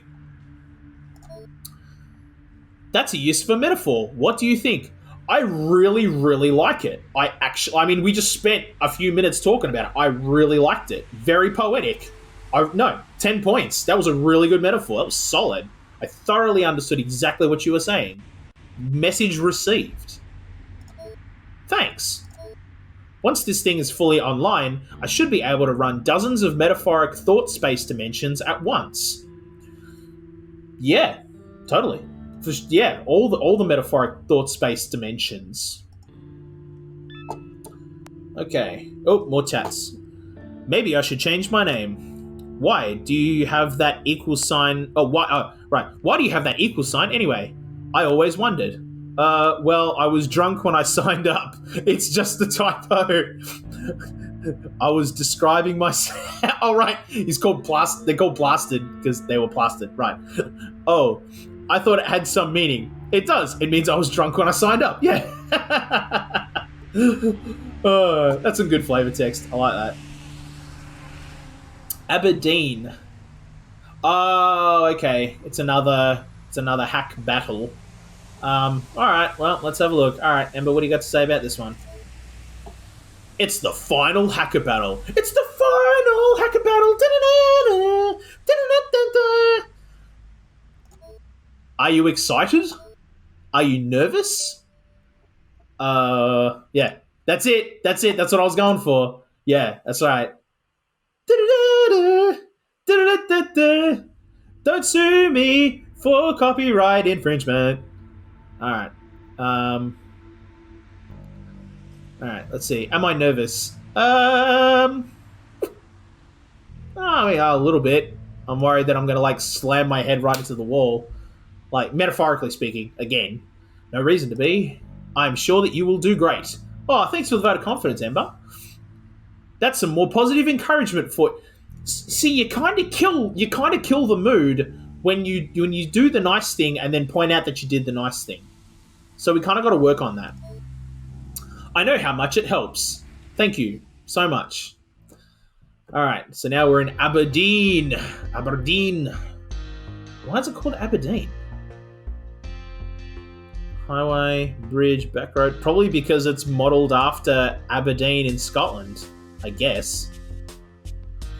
Alright, to win this battle, you must occupy a majority of the hosts for as long as possible. You occupy a host if you have more exes in it than your opponent. Okay, right. Gain 1 point every cycle you occupy more hosts than your opponent. Lose 1 point for every kill instruction. Writing any value to the nuke register will destroy all exes in that host, including the exe that triggered it. Right. Apparently this is the last hacker battle, is what Ember said. So I don't know how near the end of the game we are, but this is the last time we're going to do this. Oh wow, well we're getting close apparently. We're really close to the end. All right, cool. Well, this is actually more straightforward than the last hacker battle, because the last hacker battle we were dealing with fractals and stuff, where I guess this time we're not. It's mostly, well, okay, just to move through. Oh, but there's, oh, no, that's fine because we can get to there. We can get to there from here, so that's fine. So for most of the links are 800. Yeah, most of them are 800. Okay. Then we got some 802 and 801 and some a 799. Right. Okay, but that only needs to happen once. And then I'm guessing kind of that only needs to happen once. What's our storage limit? 10. They're starting with 2 exes. Yeah. Yep. They've had the similar thought to what I had, which is starting with multiple exes. But that's what we did in the last puzzle. In the last puzzle, we had 2 exes and one worked down the list of prime numbers and one worked its way up the list of prime numbers. So the way I see it, we're going to have... I know how we're going to do this. Oh, yeah. We're going to do what I'm going to call the Charlie's Angels method of winning a hacker battle. We're going to have 3 exes. That's the entire method. That's the whole method. You have 3 exes. and they all kind of start in different places. So one goes 802, one goes 800, one goes 801, and then from there the code is basically the same. So, well, not really. Because, well, yeah, basically. All right. So let's write out 1, and then... Because for the most part, all their code's going to be the same. Like 800 is going to be the same. Because they all need to start in here. And then we need to do our infinite loop. So mark, and we're going to call this... what do we call it? I don't want to call it rep step, because rep we use for replicated exes. So make rep? I don't know. Yeah. And this will do a REPL.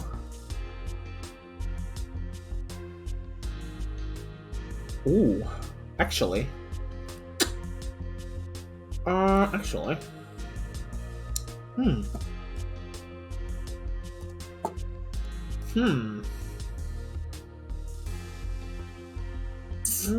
So I'm just having some thoughts here. Just having some thoughts. What if we spawned the Exa with the link in its X register? Because then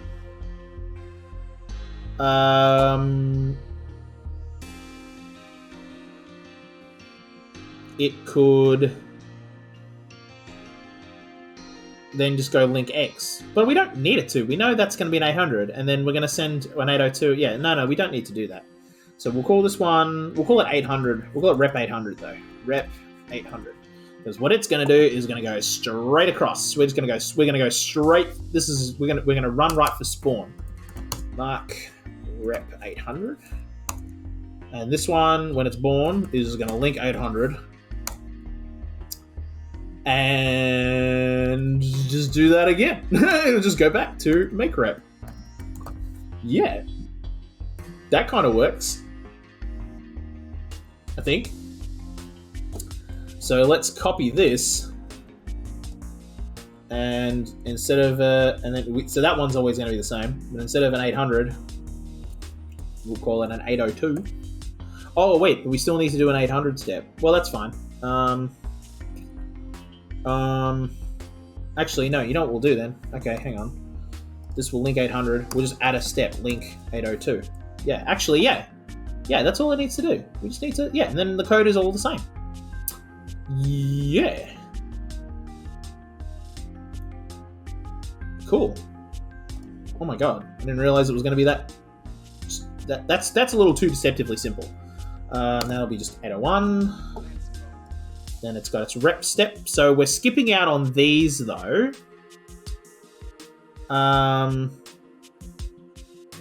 So given that one of them is going to link 800 here, instead of going back first, what we're going to do is we're going to do a REPL inside a REPL. We're going to replicate, make rep, and then link 799, and that'll probably blow it up. But if it doesn't, we can just have it. We'll just have it go back. Yeah, we'll just have it like kind of go back. So we're going to copy all of that code into 801 and 802. Yeah, because the 800 step doesn't need it. It's just going to run straight for spawn.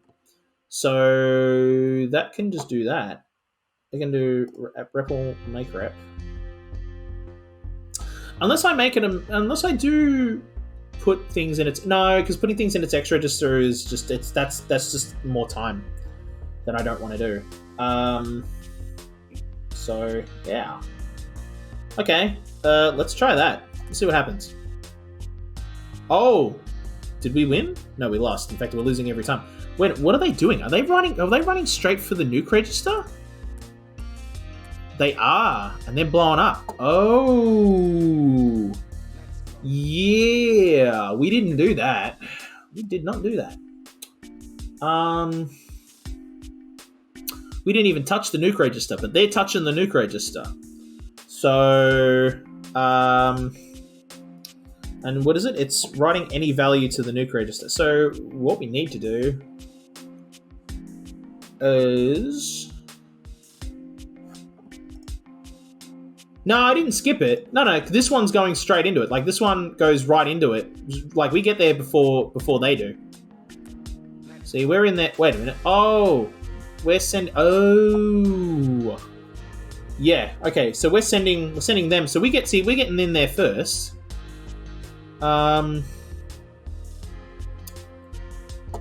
So...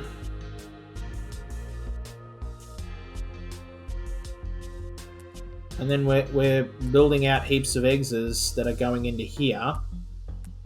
See, then we've filled up their registry.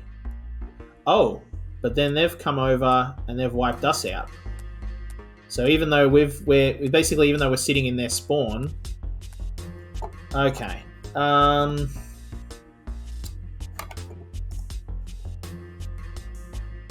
Oh, right. Yeah. No, that's cool. That's cool. But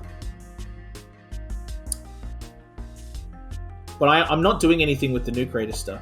But we are going straight into here, and we're kind of like holding this. So that kind of works. It kind of blocks them from coming in for the most part. So what I might do, though, I might do Ripple 800. You know what I might do? Is just do it twice. Like, just spam a bunch. Maybe instead of doing it like this, maybe we'll... no. I think we'll do it like this. So then we go over, we do this, we then send over a couple of exes. We're just kind of constantly building, yeah, but they're constantly writing things to the X register. So for some reason, this isn't working. Oh, because we were linking ourselves over.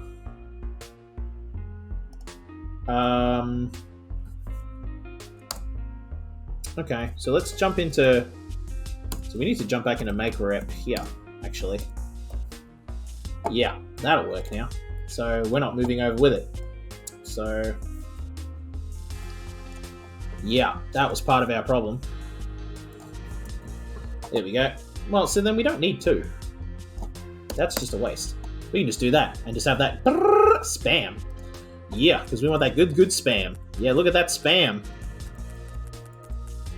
So now we're spamming. Ooh, we're spamming. Yeah, we're spamming. But Exba's spamming? But this one isn't... oh, because we've hit our limit. Oh, because we've hit our size limit. Ew.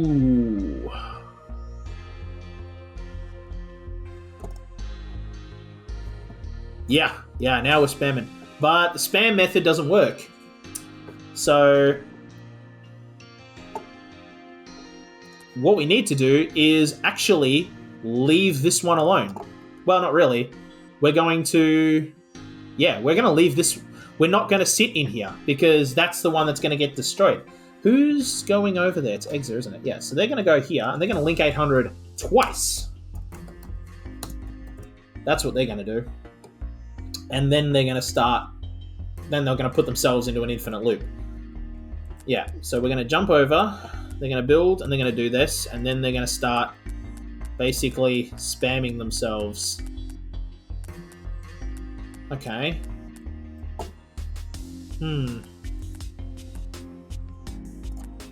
Okay, so they're hitting the nuke button though. So maybe we don't. Maybe we have them... maybe what we do is have them link 800, do a rep 800, oop, 800, like that, copy, I mean, it's just any value, isn't it? Yeah, so to nuke. So we're going to copy 30 to nuke, because if I remember correctly, if you got a 30 kill streak in Call of Duty Modern Warfare 2, you could unlock the nuke and win. So that's the nuke. Alright, so copy 30 to nuke. And if that doesn't blow it up, we'll put it back into its loop. I'm pretty sure that's going to blow it the hell up though. So it'll jump over and blow itself up. Okay, but now these two are just hanging out here. Okay, you're just hanging out here doing stuff. Right. Oh, and they've already straight occupied these two. I think we need to play it a little more strategically, I think is actually the problem. So I think we need to stay in here, and this needs to do this. Probably. Wait. Because, no, because it only goes once. Now it goes into here, creates a thing, which is going to do that. Oh, we need a separate step. Yeah, we do. So we're going to do mark rep nuke. So we're gonna have a nuke. So what we'll do is we'll have this is gonna do rep nuke, which will be this one. So we'll move that to here just for the sake of cleanliness, organization. And this one will do all this. So it'll do that, and it'll do the make rep, which will jump back to here. That'll jump back to here. Yeah. Just want to make sure that's okay. So they're going straight for the... Yeah, they're going straight for these. Okay, so I think we need to go straight for these as well. So I think this expert is going to go here. It's going to go here. It's going to link 800. It's going to then link 799.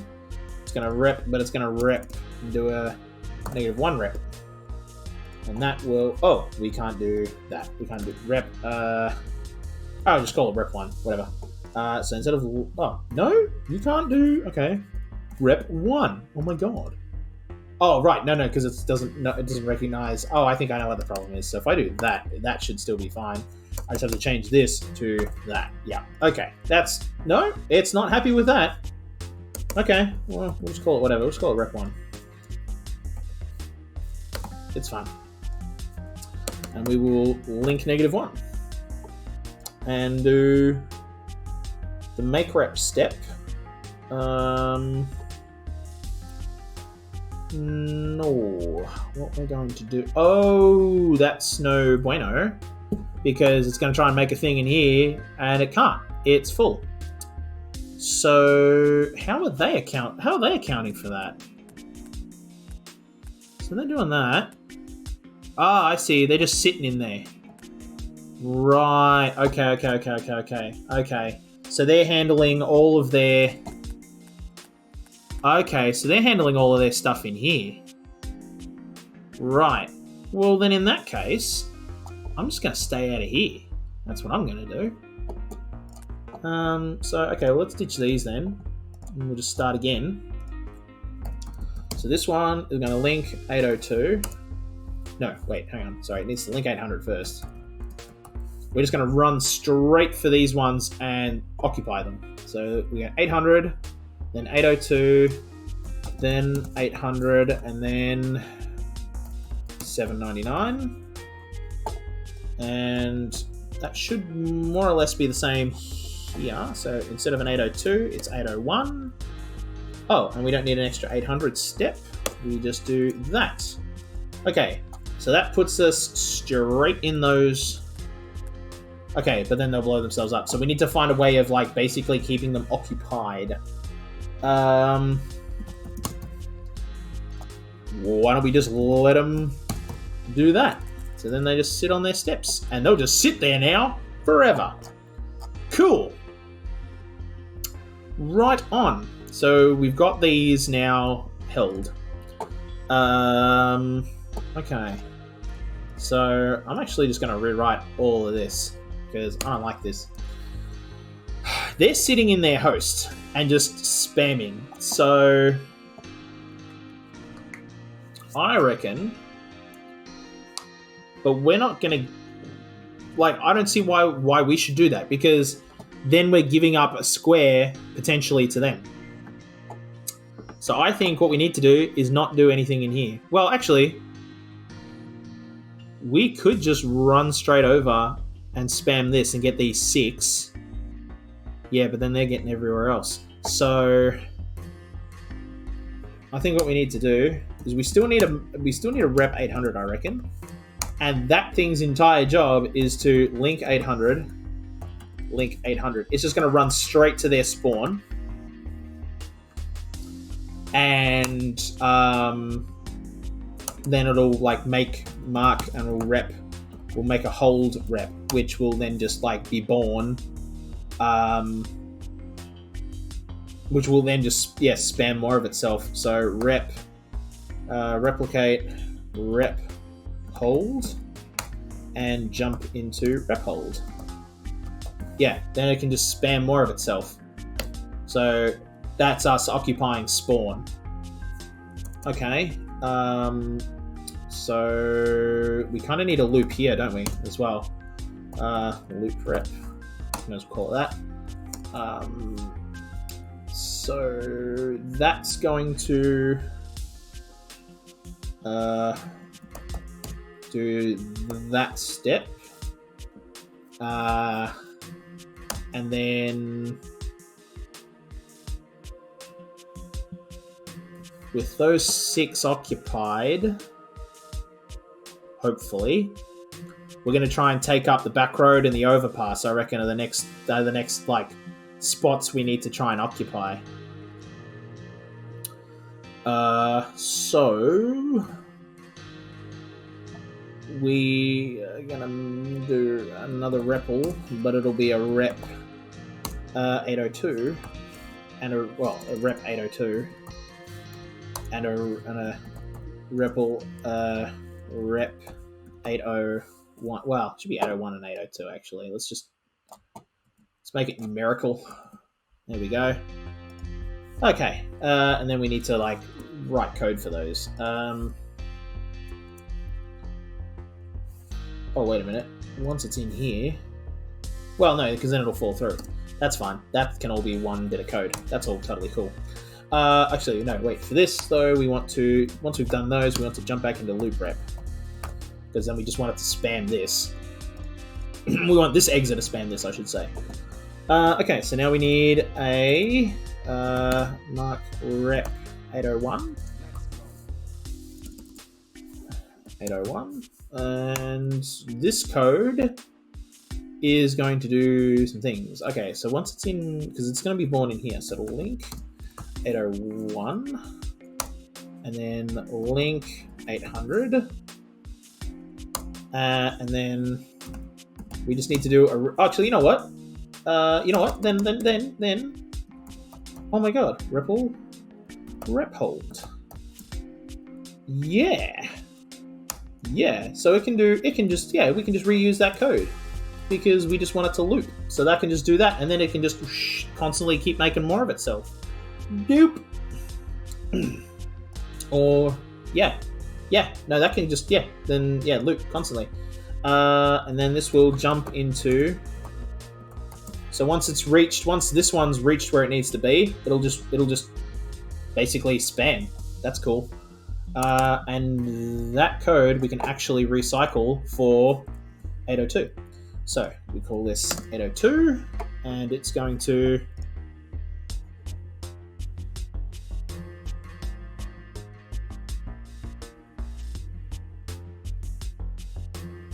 which DNA mission? Like, do you mean the one the last? Do you mean the body hacking stuff? The last body hacking mission I did was on the eyeball. I'm pretty sure that was the last one we did. Okay, so let's see. So we go. Okay, so for the 802, so we need to link 802, link 800. Yeah, that's correct. And then just do that, and that kind of works. No, it doesn't work.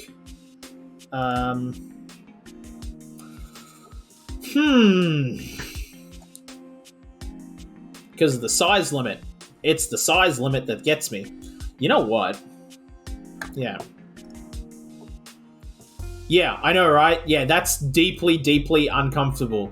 That idea of plugging in your eyeball. Yeah, Oof.